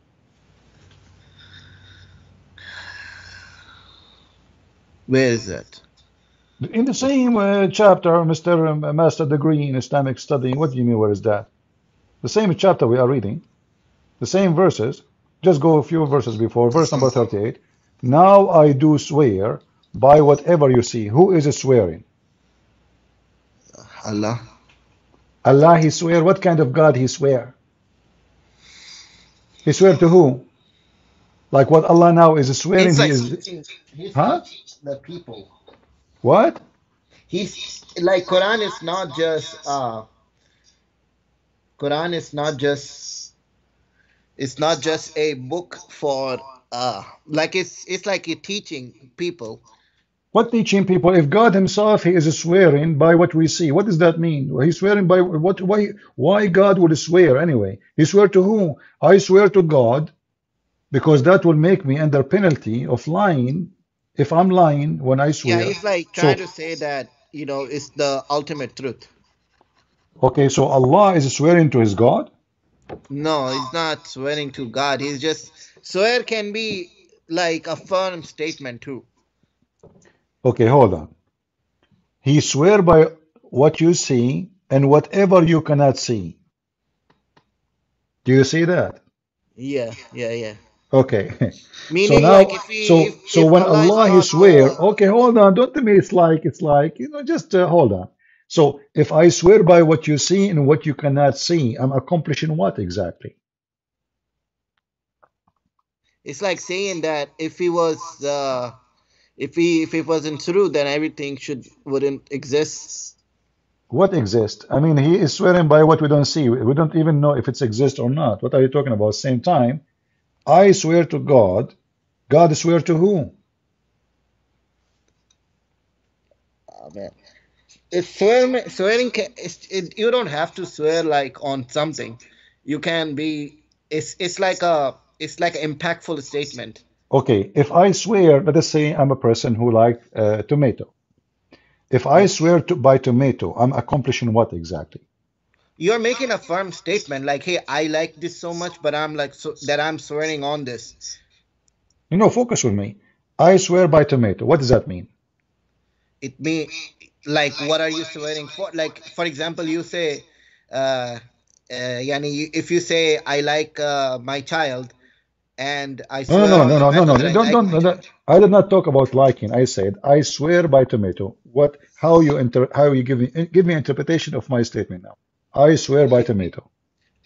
So you mean is it means that you are so firm in your statement that you are willing to destroy that tomatoes. I mean, come on, it makes Destroy sense. You're tomato? What just do you mean destroy tomato?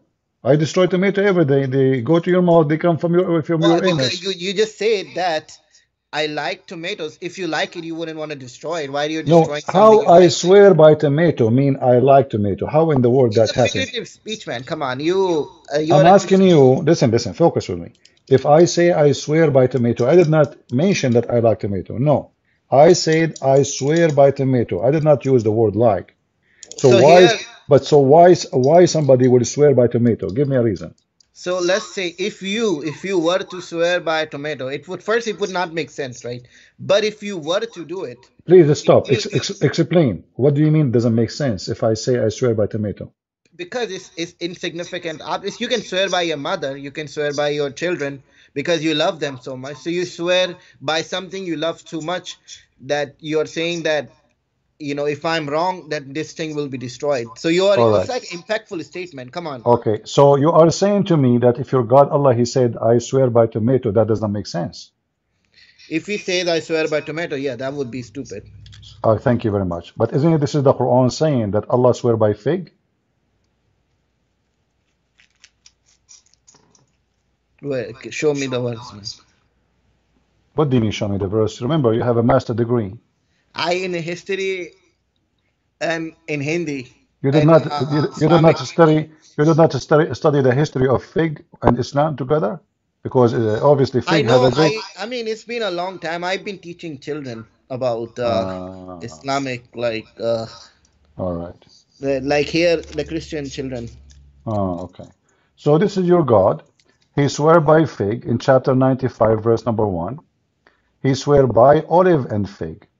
And you are the 95. one who said to me that would be stupid, right? Everybody heard you. So Allah swear Tomato. by fig, Allah swear by fig and olive. Hold on. Hmm. Was the an Anbiya 95? No, this is a teen. Even the chapter of the name is a fig.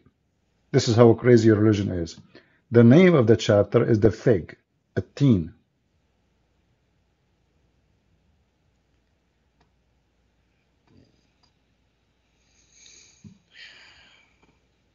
Remember, you are the one who said to me, it doesn't make sense to swear by fig. You swear by your mother, by your dad, but not by the Yeah, tomato. yeah, And yeah. now your God himself, he swear by fig and olive. Where did it say I swear by? It says, by the fig and the olive. This is swear. I swear.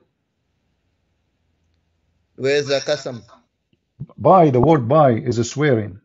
No, by I mean in Arabic it should say like the other one it says qasam, right? No, it says there, by the, this is what it says, Wattin was zaytun. It's swearing. You can read the interpretation. Read The the, read, interpretation is just. I mean, there. Read the Arabic. My friend, stop telling me read the Arabic. You do not know Arabic. So if I read Arabic for you, do you know Arabic? No. So why are you asking me to read Arabic? Well, I mean, the word should be there. It's called qasam, right? That's the No, swear. no. Qasam is one of the words to swear. When you say what wa zaytun, you are swearing by the fig and the Oh, olive. can you show me this context in something else where somebody sweared and they said this word wa'altin as My friend, all your Muslim cleric who speak Arabic, big scholars, they say this is about swearing by fig. So don't come and tell me this is not. We can open right now any interpretation also you it's wish. like going forward with like Mount Sinai and all that. You said just the tomato. My friend, just to show you how silly you are, isn't it the other verse says Allah He swear by what you see and what you don't see? Yeah. Okay, is tomato is something we see? Yes. Okay, so Allah swear by tomato or not? I mean everything, not particularly tomato. Like if you just say tomato No, by itself. it's even more horrible because now we swear by everything we see. We see shit. We see potato, we see tomato, we see garbage, we see cats, we see rats, we see cockroaches. He's your God. He swear by everything you see and what you cannot see. So now, don't tell me that he don't swear by fig. It's confirmed. So It's a Allah swear by figurative everything. speech. Allah swear by everything you see. And the other verse confirmed that your God, Allah swear by fig and olive. Fig, olive, mountains, and all that. Uh-huh. Why Allah swear by fig? You are the one who It's a said to it's me, a figurative speech. It's like saying that I like it's a figure again of it's speech. actually It's a figure of statement. speech. So a minute ago, it was a stupid when I said that to If you you. say you said only tomato, if it was like only by a particular fruit. So guys, if it's only tomato, it's stupid. So okay, let Yeah. me add salt. Tomato and salt, that's not stupid now. No, if you say tomato, salt, other chemicals, everything that No, you exists, said, yeah, you said, that's you not said stupid. you swear by something very valuable for you, like your mom, your Yeah, dad. You don't swear by tomato. So what is the value of tomato for Allah or fig? well, it's not saying only fig. It's saying it's like it's like a figurative speech. It's like everything that exists, What like the figure of fig, speech? Why olive, he is mountain. swearing by fig? Give me the figure of speech reasoning. Why I swear by fig? What is fig? What is the significance of fig for Allah? It provides nutrition to the people. Ah, so Allah and the Arab they share the same tradition. Both they eat fig. What you said? Allah he ate fig like us. He liked No, no, fig. no. It's for the people. I mean, he's telling it to the people. Like, I Why mean, he Allah don't loves his swear by? creation. Okay, why Allah don't swear by coconut? By what? Coconut. Well, coconut is included. It says seen and unseen. It's like Ah, everything that it's exists. included. It's like Ah.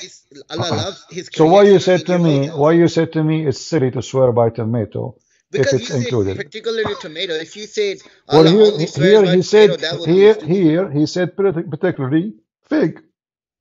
Well, it says fig and the olive and the mountain. It's like I'm Okay, he putting mentioned he emphasis. mentioned only three things. Go down. What it says after that? That's it. Okay, speak about. Here we go. He's mentioning the Mount of Sinai, and this is the Yes, territory of Sinai. That's it. Okay, and and go down. What it said okay, after that? that's it. And land. Yeah, the land of Sinai. That's it. So, what does it have to do with God? And why God he swear by it? Is it like is that his God is there? I mean, it's like Arabic is Why like that, why he where don't you. swear? Why he don't swear by the Kaaba? Which one is more important for It's for Allah? the people. Which He's which speaking one to a is more certain important? Okay, which one is more important for the people, fig or the Kaaba? Kaaba, but it's in the context of that people who are listening to this What probably they what liked fig. what contact? Those are people It's in probably Mecca. they were the ones who were producing fig and olive. So Those are people in Mecca. They never been in Sinai anyway.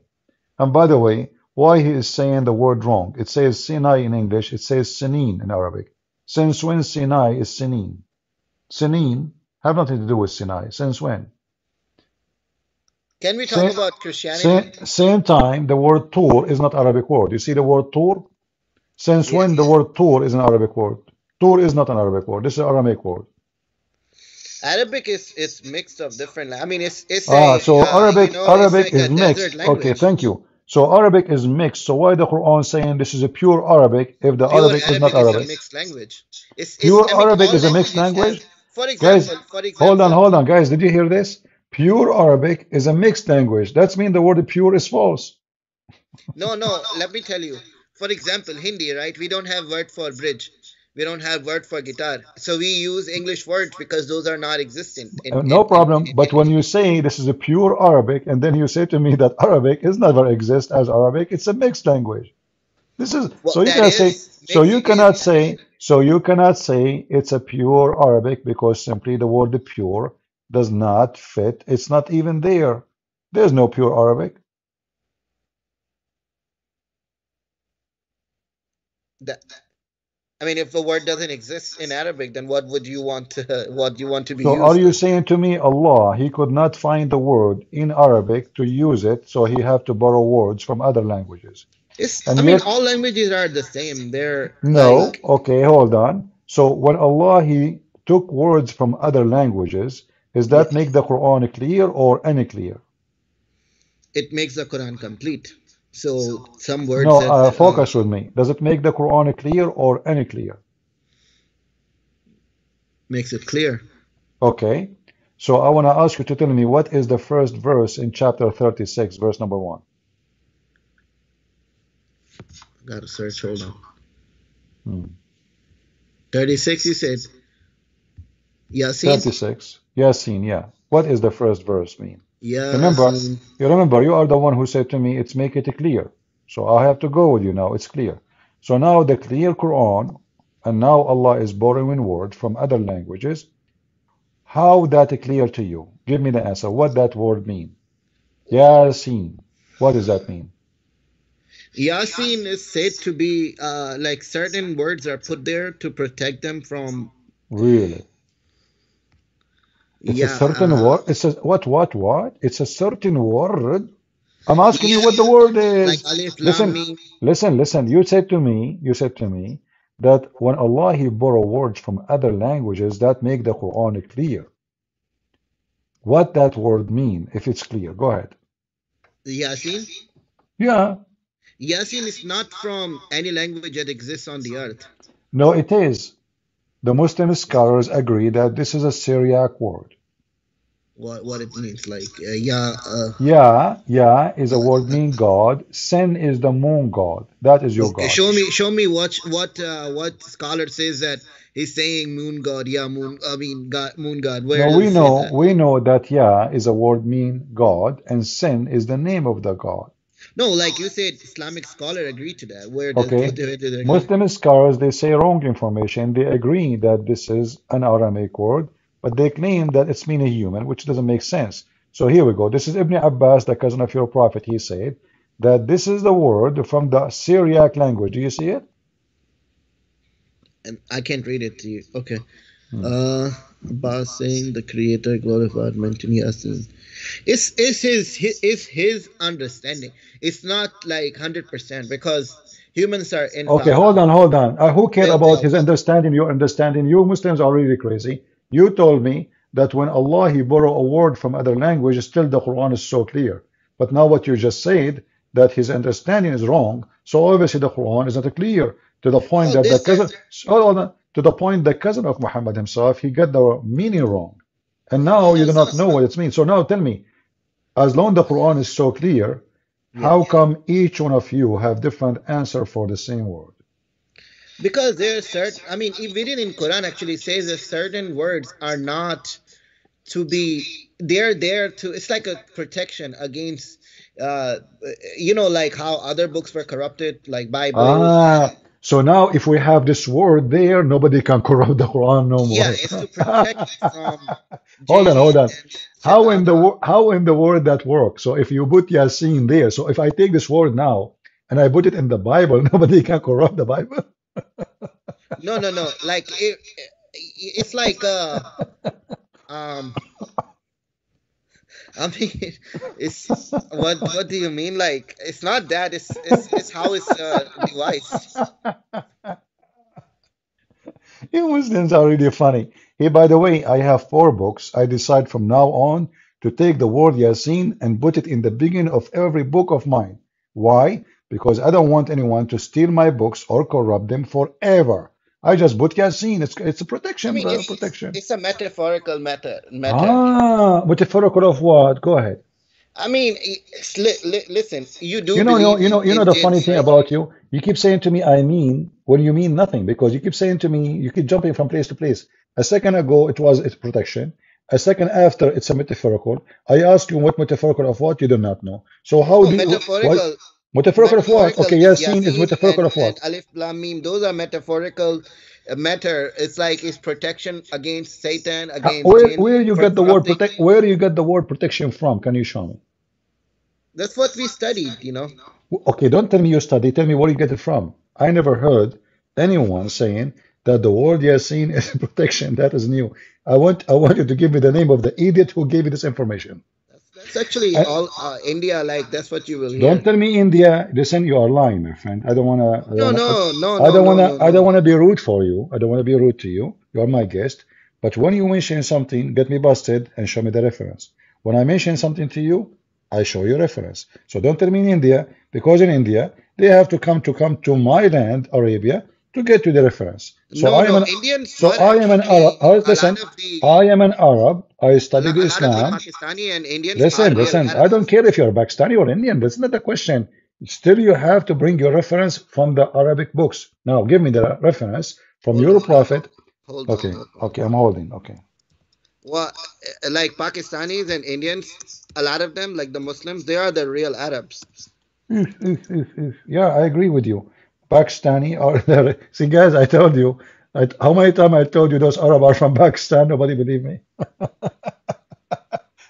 Anyway, Yeah, they migrated. this is why always we put our hands in our nose. You know, you see the Arab guys always they are digging for information in their nose.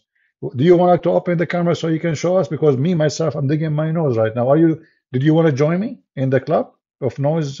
Your prophet himself, he used to dig his nose and take boogers and he put it in his pocket. But anyway, we can talk about it later. So now give me the reference. What Yasin mean? Yeah, yeah. Hold on, hold on. Let's Uh, talk about something else while I'm looking at the what do you mean reference. talk about something else? You're trying to change the topic? No, no, I'm looking, and we'll go back to it. But do Okay, you want to talk about okay, you are the looking how many years it's going to take you to, Trinity? how many years is going to take you to find it? Less than a year.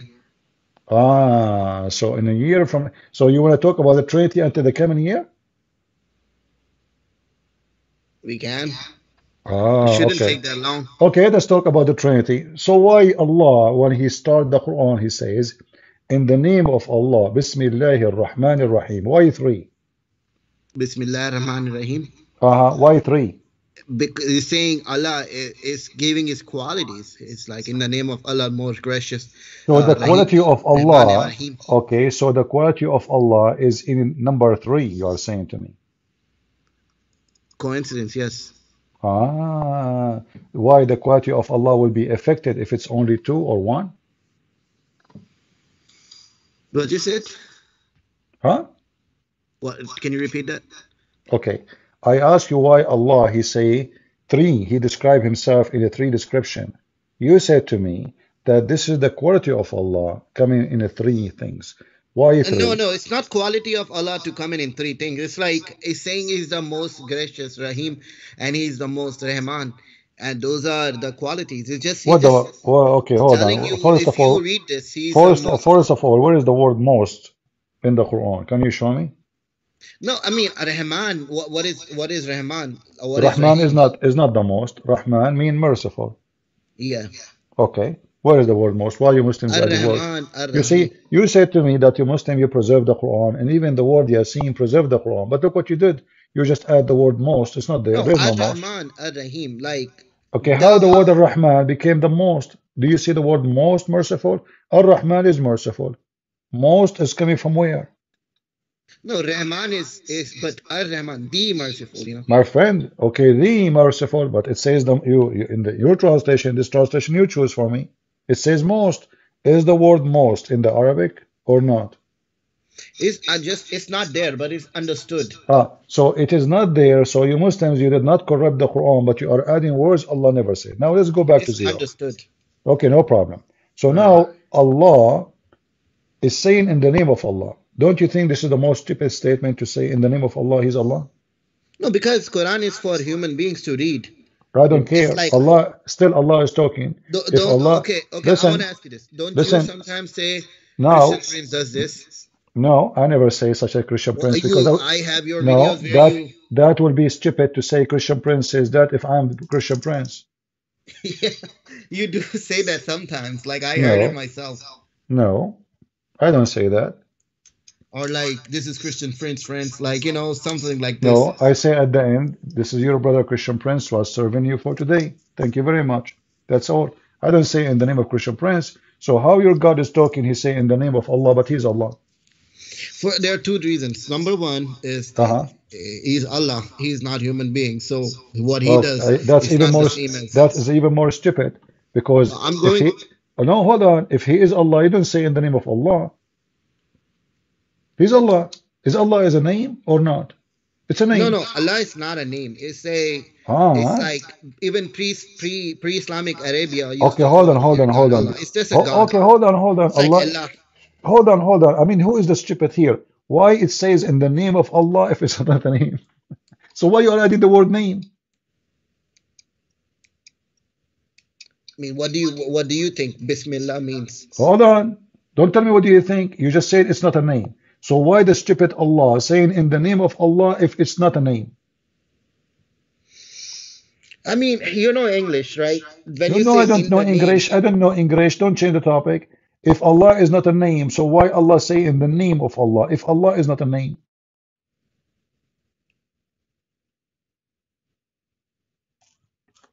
in the name doesn't mean you mean Ah, in the name does actual not mean name. it's a name. Ah, so we say in the name, but it's not a name. We say in what? I mean, this is the book, the clear book. So now you are confused. So okay, what is the name Not of your God? confused. Okay, hold on. So you are saying to me Allah is not a name. So what is the name of your God? He doesn't have a name per se. Allah does not have a name. So why you Muslim you say there's no Allah, there's no God but Allah if there's it's not a name?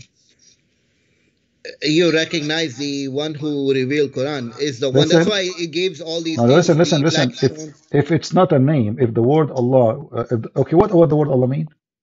It's like how Jesus was like praying No, no, no, Allah. don't tell me it's like how. I'm asking you, what is the word Allah mean? It's like derived from the Don't tell me Aramaic like, Allah. don't tell me like, tell me what the word Allah mean. It's derived from Allah, Don't tell me from like, don't tell me like, what is the word Allah mean? Allah itself. It has the root Don't coming tell me from root, God, what the word Allah mean. Give me a straight answer. What is the the word maker Allah of the mean? whole universe, What Allah mean? the maker of the whole universe, the Allah make Father. the Allah mean the maker of the universe. Yeah, I mean it's coming from Ilah. Yeah, just take a hike, man. I don't have time for kids. I mean, the maker of the universe. And he have a master degree and he's a sheikh and he have a studio and the guy wanna call me and debate me. What a potato. Now Allah, the word Allah mean the maker of the universe. Are you sure? That's new. Look like we have a new religion. Pakistan. Yeah, and he told me I'm a sheikh. You know, I'm serious. He told me yesterday he's a sheikh. And he even opened the camera. He have a studio. He have like a TV. And I know what this guy he have. Look, call me busy. I will call you later. I'm a sheikh. I'm a sheikh. Oh, okay. He's a sheikh. He opened the camera. He have a huge microphone in the size of my of my bed, man. And that should see the table. Unbelievable. Yeah, the guy, I'm a sheikh.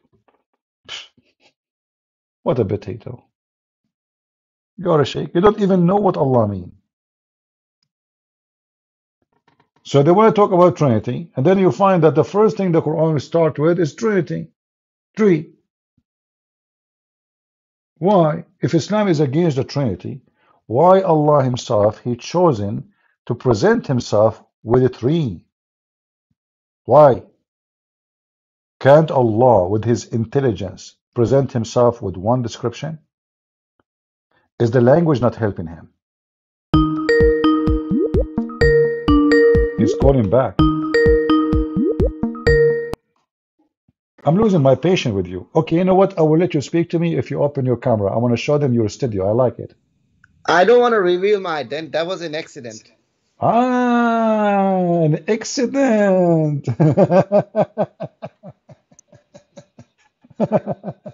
Yeah, by the way, as long as it's an accident, let us talk about. Is that okay if we talk about accident? Well, we were talking about Trinity. You now you Yeah, want to yeah, we change were things. talking about you did not give me the answer. Obviously, you do not know what Allah mean. So let us I talk about so let us talk about okay. accident. Let us talk about accident. So when Yeah. Allah He sent His angel Jibreel to Muhammad, was Mhm. it an accident that Jibreel He squeezed him 3 times? He didn't And squeeze him. He shook him, no, like no, make him awake. no, no, He squeezed him 3 times. Remember, we're talking about Trinity. So look at religion. Allah He start with 3 names. Angel came to Muhammad. He squeezed him 3 times. He said to him, read it 3 times. Is that correct? Like I say, three has a significance in No, no, Islam, no, of don't tell course. me how significant. You tell me why. Why three? I thought you Muslims are religion of Well, because oneness. it's what Allah's will. Okay, now Allah will. So that means there is something serious about number three. So why, when Muhammad he become a prophet, he could not be activated as a prophet except, is it like maybe the angel he was squeezing him saying, in the name of God the Father, first time, then he squeezed him in the name of God the Son, second time, and then he squeezed him in the name of the Holy Spirit, third time? Otherwise, Holy tell me, Spirit is hold Jibreel on, himself. don't go there. Now, why he squeezed him 3 times if 3 times is not part of Islam? Because three has a significance. I mean, an atom is made up of neutron, proton, and electron. Really? Neutron and proton? Is that what Allah said? No. Allah, He said, Well, He I'm saying created. three Listen, has a don't tell me significance universe. neutron and neutron. Your God do not even know the difference between booger and sugar. So listen, in the Quran, Allah created Adam from dust and water only. Don't make things up. Water has three atoms in it too. Okay, so are you confirming the Trinity right now? Because Not obviously Trinity. I'm you saying just Allah designs stuff no, in no, three. no. Okay, Allah designed everything with the Trinity. That's mean the Trinity is the fingerprint of God. Everything is three. Now let's go back. He Let us prefers go back. things Let in. us go. Let us go back to zero. You heard about When golden ratio? okay, hold on, hold on. When your prophet been squeezed 3 times, Uh-huh. what happened to your prophet after three He didn't times squeezing? squeeze. He shook him 3 times. No, he squeezed him. I insist. Oh my God. All right. Well, we'll go No, with you. don't tell Okay. me, oh my God. Don't say that. Say, oh my Allah. Ya Allah. Okay. So now the prophet been squeezed 3 times. What happened after 3 times squeezing?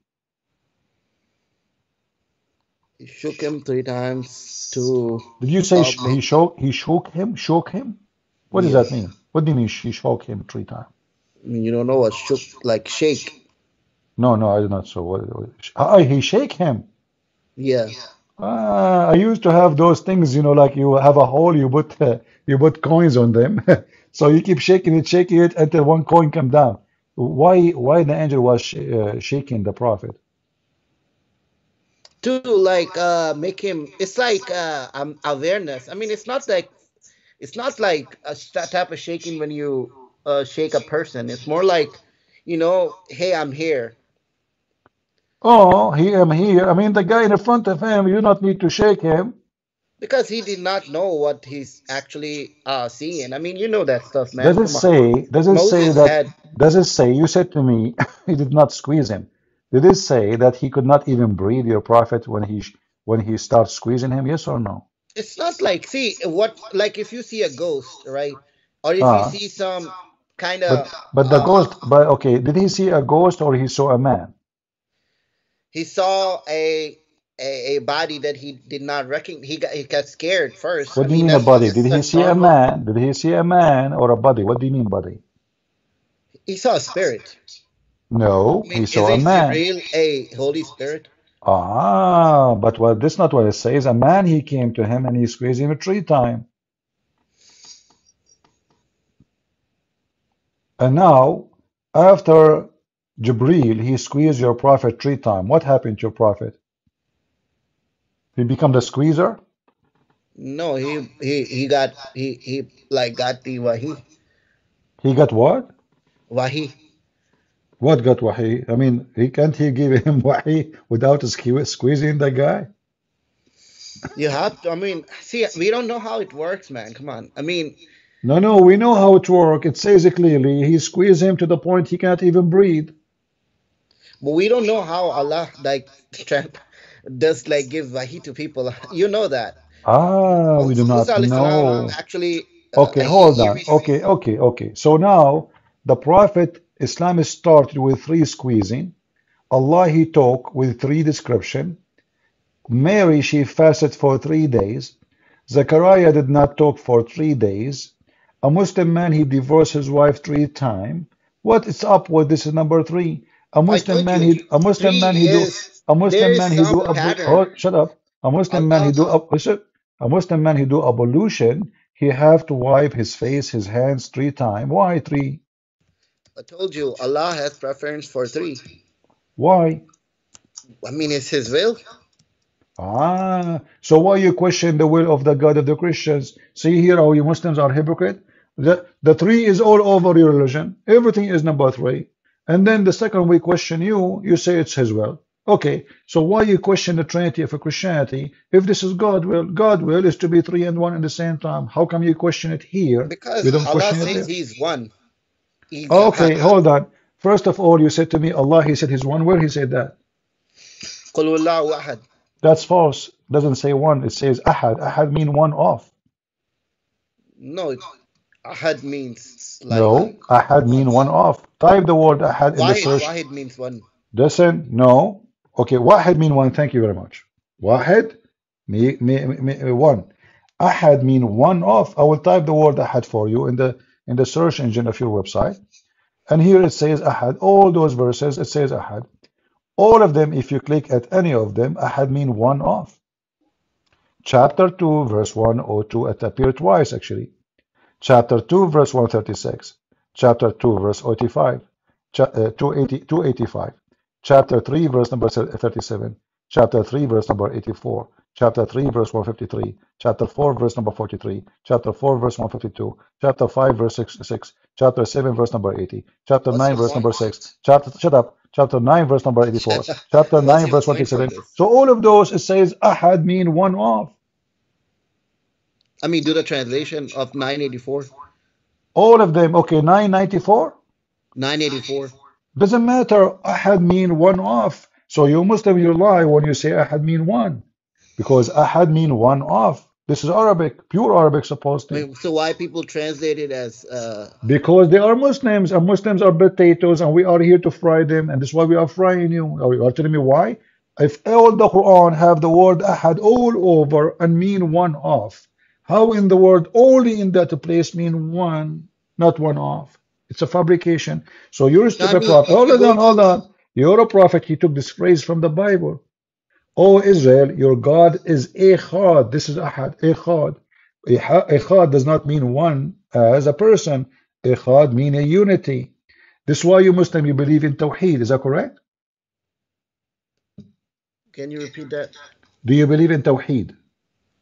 Tawheed, yeah, of What course. the, okay, but isn't it Tawheed is unifying?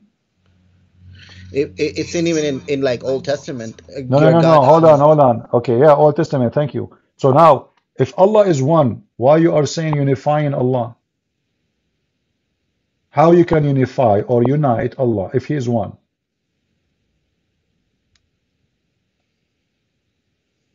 He's. What? Yes. I said he is one. No, no. You said you believe in Tawheed. Tawheed Yeah, means unifying, unifying. If he is already one, you do not unify. Someone is already one.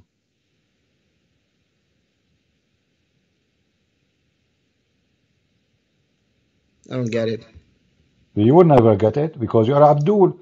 If he is one, how I say I believe in Tawheed? Tawheed mean unifying. Like I will make a sentence for you in Arabic. توحيد الدول العربية.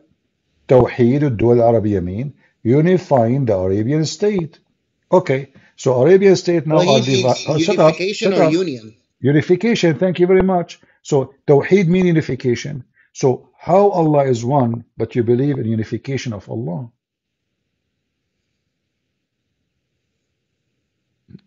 Allah is a I mean, it's the thing is what you're asking me is as if Allah is a person. It's not. He's more. It's like it's something that doesn't exist in our universe. So Allah, it's difficult thank to you very compare much. to something. I agree with you. That's why we I say you cannot I compare agree to with anything. you. Allah has never exist in our universe. He has not exist. It's just a lie. Hold on. You see, your God, he keeps saying we. Why Allah he called himself we? What you said? Why Allah he keeps saying we? Well, that's. I mean, that's a easy one. That's a Hold like on, a hold on, royal. hold on, hold on. People, take a note. This is a very easy one. Are you sure? Yeah, Okay. Do you swear by fig that this is very easy? this is easy. Yes, All right, guys, take a note. He is sure this is easy. Why Allah he says we? If it's so easy, go ahead, tell us. it's a like how royal people speak too. They say we. It's Ah, like speaking of authority.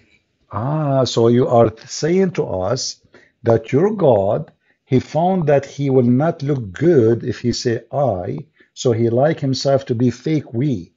So he No, no, said it's not we. fake. It's fake. Is he one or many?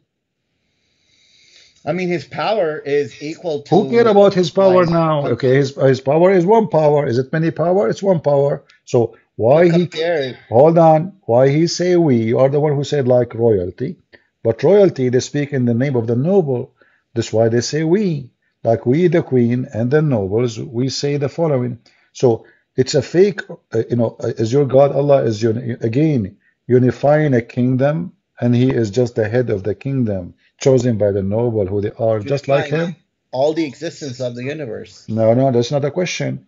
If Allah is one, Yeah. when He say we, isn't it this is a fake we, or it is a true we? I mean, it's not like he's saying that he is a lot of them. It's just a.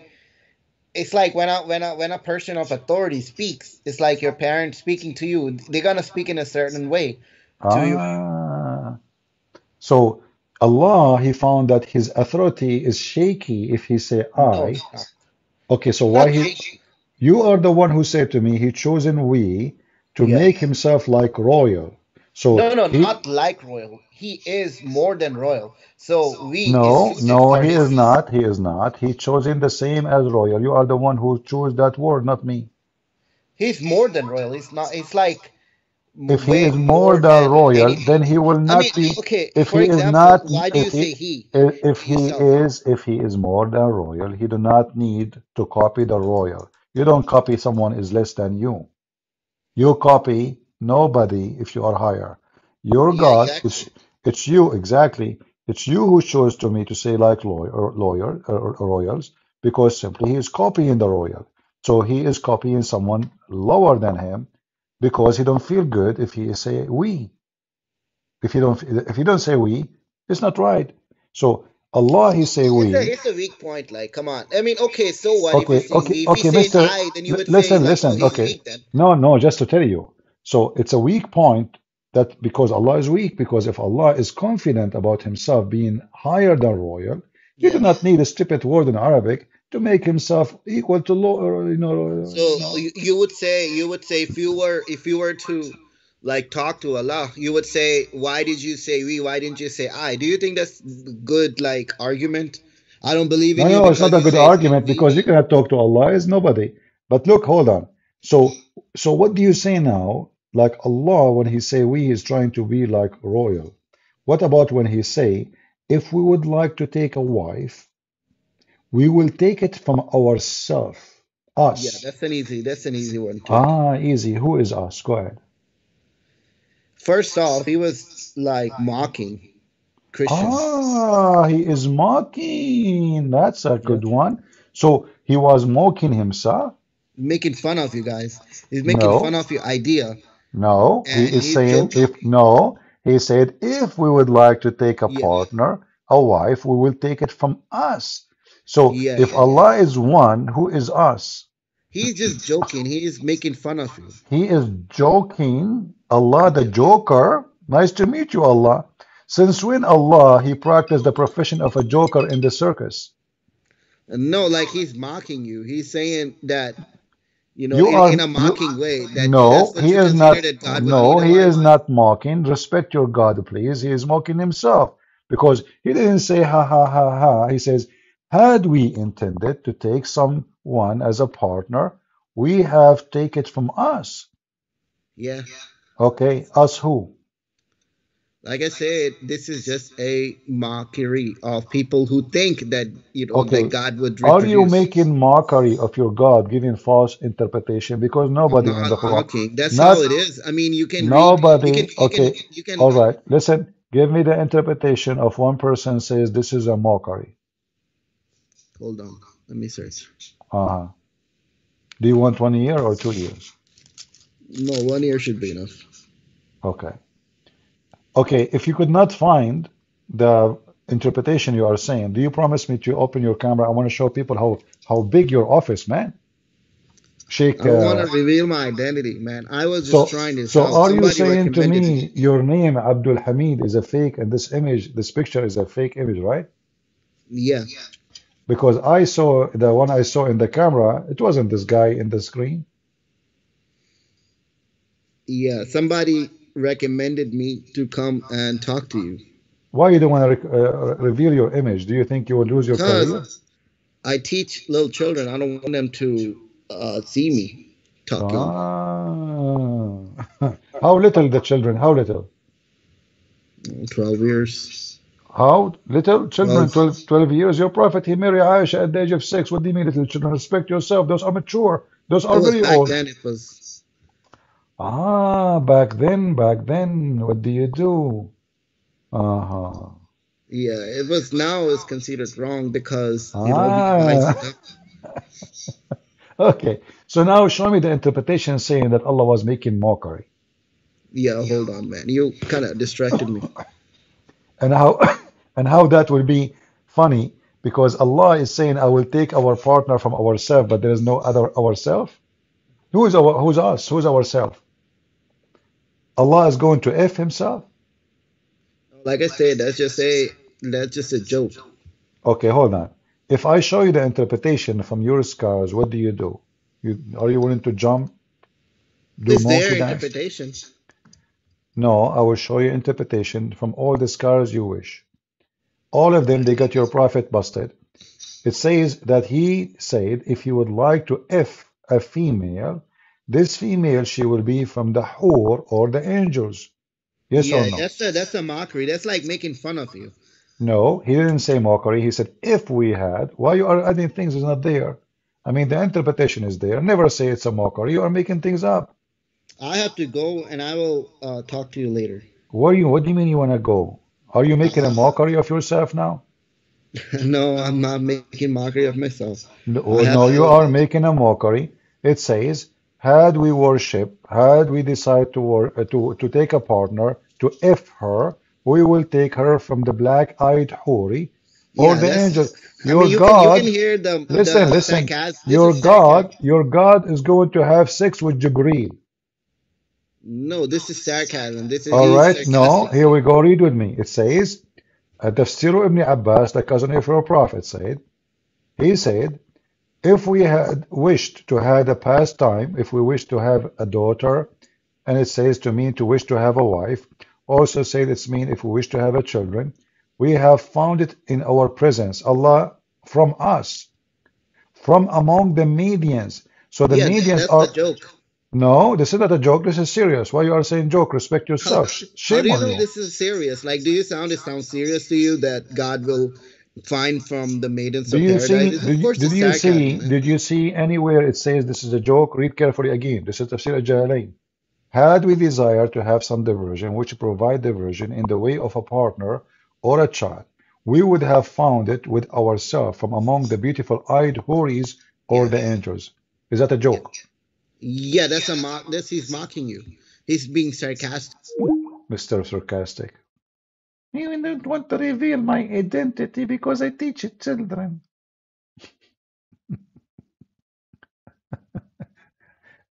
The funny, stupid monotheism. This God, if you want to take a partner, he will take it from us. And now the Abdul, the scholars, they try to find what the heck. So we have to cover this us thing. And now they look, okay, who's there? Who's with Allah? So they found the median woman. I mean, but those are women. Allah will F a woman. That means Allah is a man. Or an angel. Allah will F the angels. So the Muhammadan could not explain the stupidity of the Arabic Quran better than this. But in Arabic it's so clear. لو أردنا أن نتخذ لهوا لاتخذناه من لدنا إن كنا فاعلين. If we have chosen to take a partner to F, we will take it from our kind. If we are doing that. So who is our kind? If Allah is one.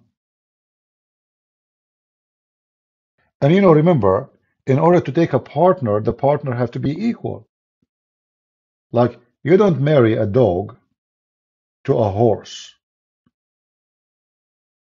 They have to be from the same family, same kind, right? So who is the partner who fit to be with Allah, and Allah call it us, which means his kind? So the stupid Muhammad is a certified donkey, like all of you Muslims. You try to duct tape your prophet. The whole idea is about how to duct tape Muhammad. You keep putting duct tape to the point nobody can see his face.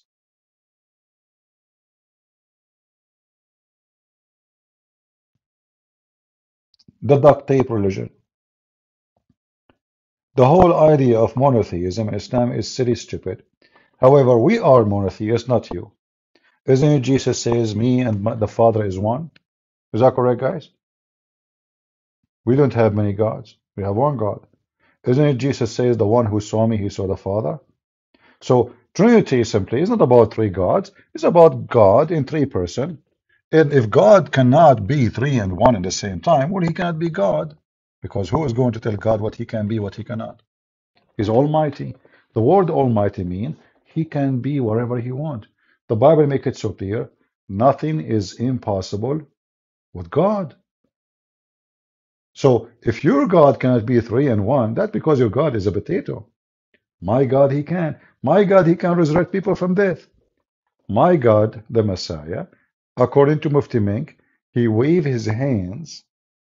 He just waved his hands, and thousands of people, they are healed. Just waving the hand. Your prophet, he waved his hands, women disappear. Children kidnapped.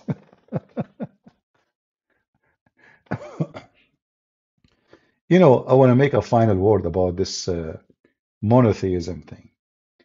We don't really accept religion or reject religion because they are monotheist or not. That's even silly. We don't accept if the God is a stupid or the one they worship is just silly idea. The Hindus, they have a 35 million God, but they claim that they have one God who those 35 million God belong to him. So we don't reject Hinduism because they are having one God or 35 million. No, this is not the reason. But because Hinduism is stupid. Elephants, rats, cats, whatever. There's a group of people who worship Satan. They call themselves satanic.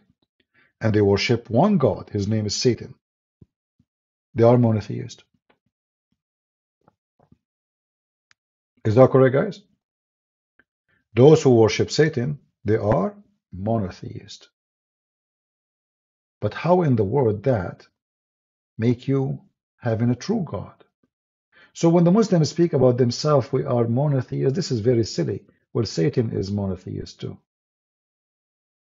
There's many false religion, they are monotheist. The question is if the God is true or not. Otherwise, he's one, he's two, he's seven. Who am I to decide? If God is true, is exist. If there is a like this the Greek legends about the Titan gods. Hmm? If those are true, then they are true. What we can do about it? If they are exist, they are exist. Correct? So it's not about the numbers. It's about if it's true story, it's true person or not a true.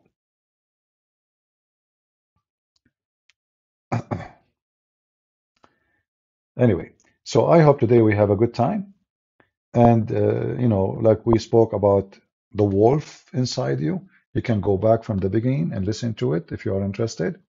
And I hope what I said today can help you to fight within yourself, to control what can be bad for you and to control even what can be good to you. Because sometimes good things still have to be controlled, you know? Like, let us say you are a person who love to give, you know? And then, you decide to give everything you own. That's not right. So you have to be smart. You don't give everything. It's like I have seeds and now there's somebody is hungry. So what I do, I give all the seeds I have to this person, he eat it. No, no, no, this is wrong. You have to keep some seeds for this farming season so you can seed more and harvest way more. So even when you do good, you have to have a balance. Christ is the Lord of wisdom, and those who follow him, they are the wise one. So always we should seek wisdom even when we do good. For doing good with foolishness can be destruction. You don't open your door for someone who is a rapist just because he looked like he is hungry. You have to be careful. As the Lord, he says, they come to you in the clothes of a sheep, but they are wolves. So we as a Christians, we are followers of the Messiah, the Lord of the wisdom. We are not the same as those Abduls who believe there's a God who will give us endless penis. So they go in the field like wolves and they want to bite everybody. That will not make you anything but the dog. So you see those dogs of Hamas screaming, Allahu Akbar. I mean, what victory you brought yourself? You brought shame. You are a rapist. You are a disgusting creature. And then, because their religion is religion of hatred and bloody hatred, they praise the rapist. This is how evil Islam is. If those are one of us and they are rapists, we will spit at them. You don't serve God by raping women. You don't serve God by cutting the breast of a woman when she is alive. You torture her when you are raping her.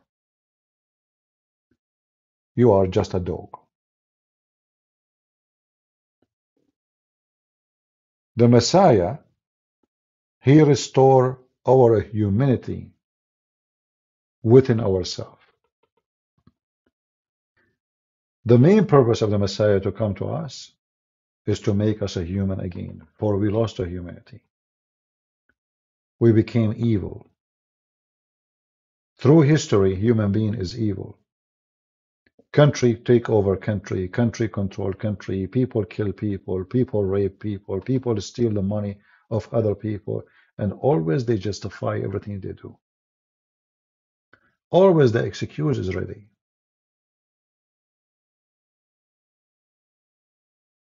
With the Messiah, we are able to control the beast within us. However, remember one thing.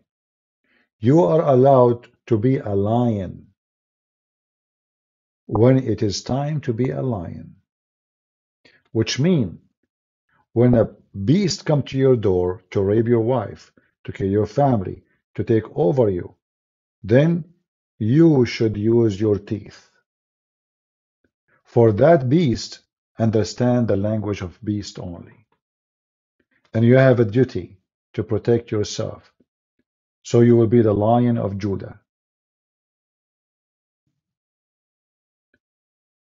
You are peaceful, yes. Loving, yes.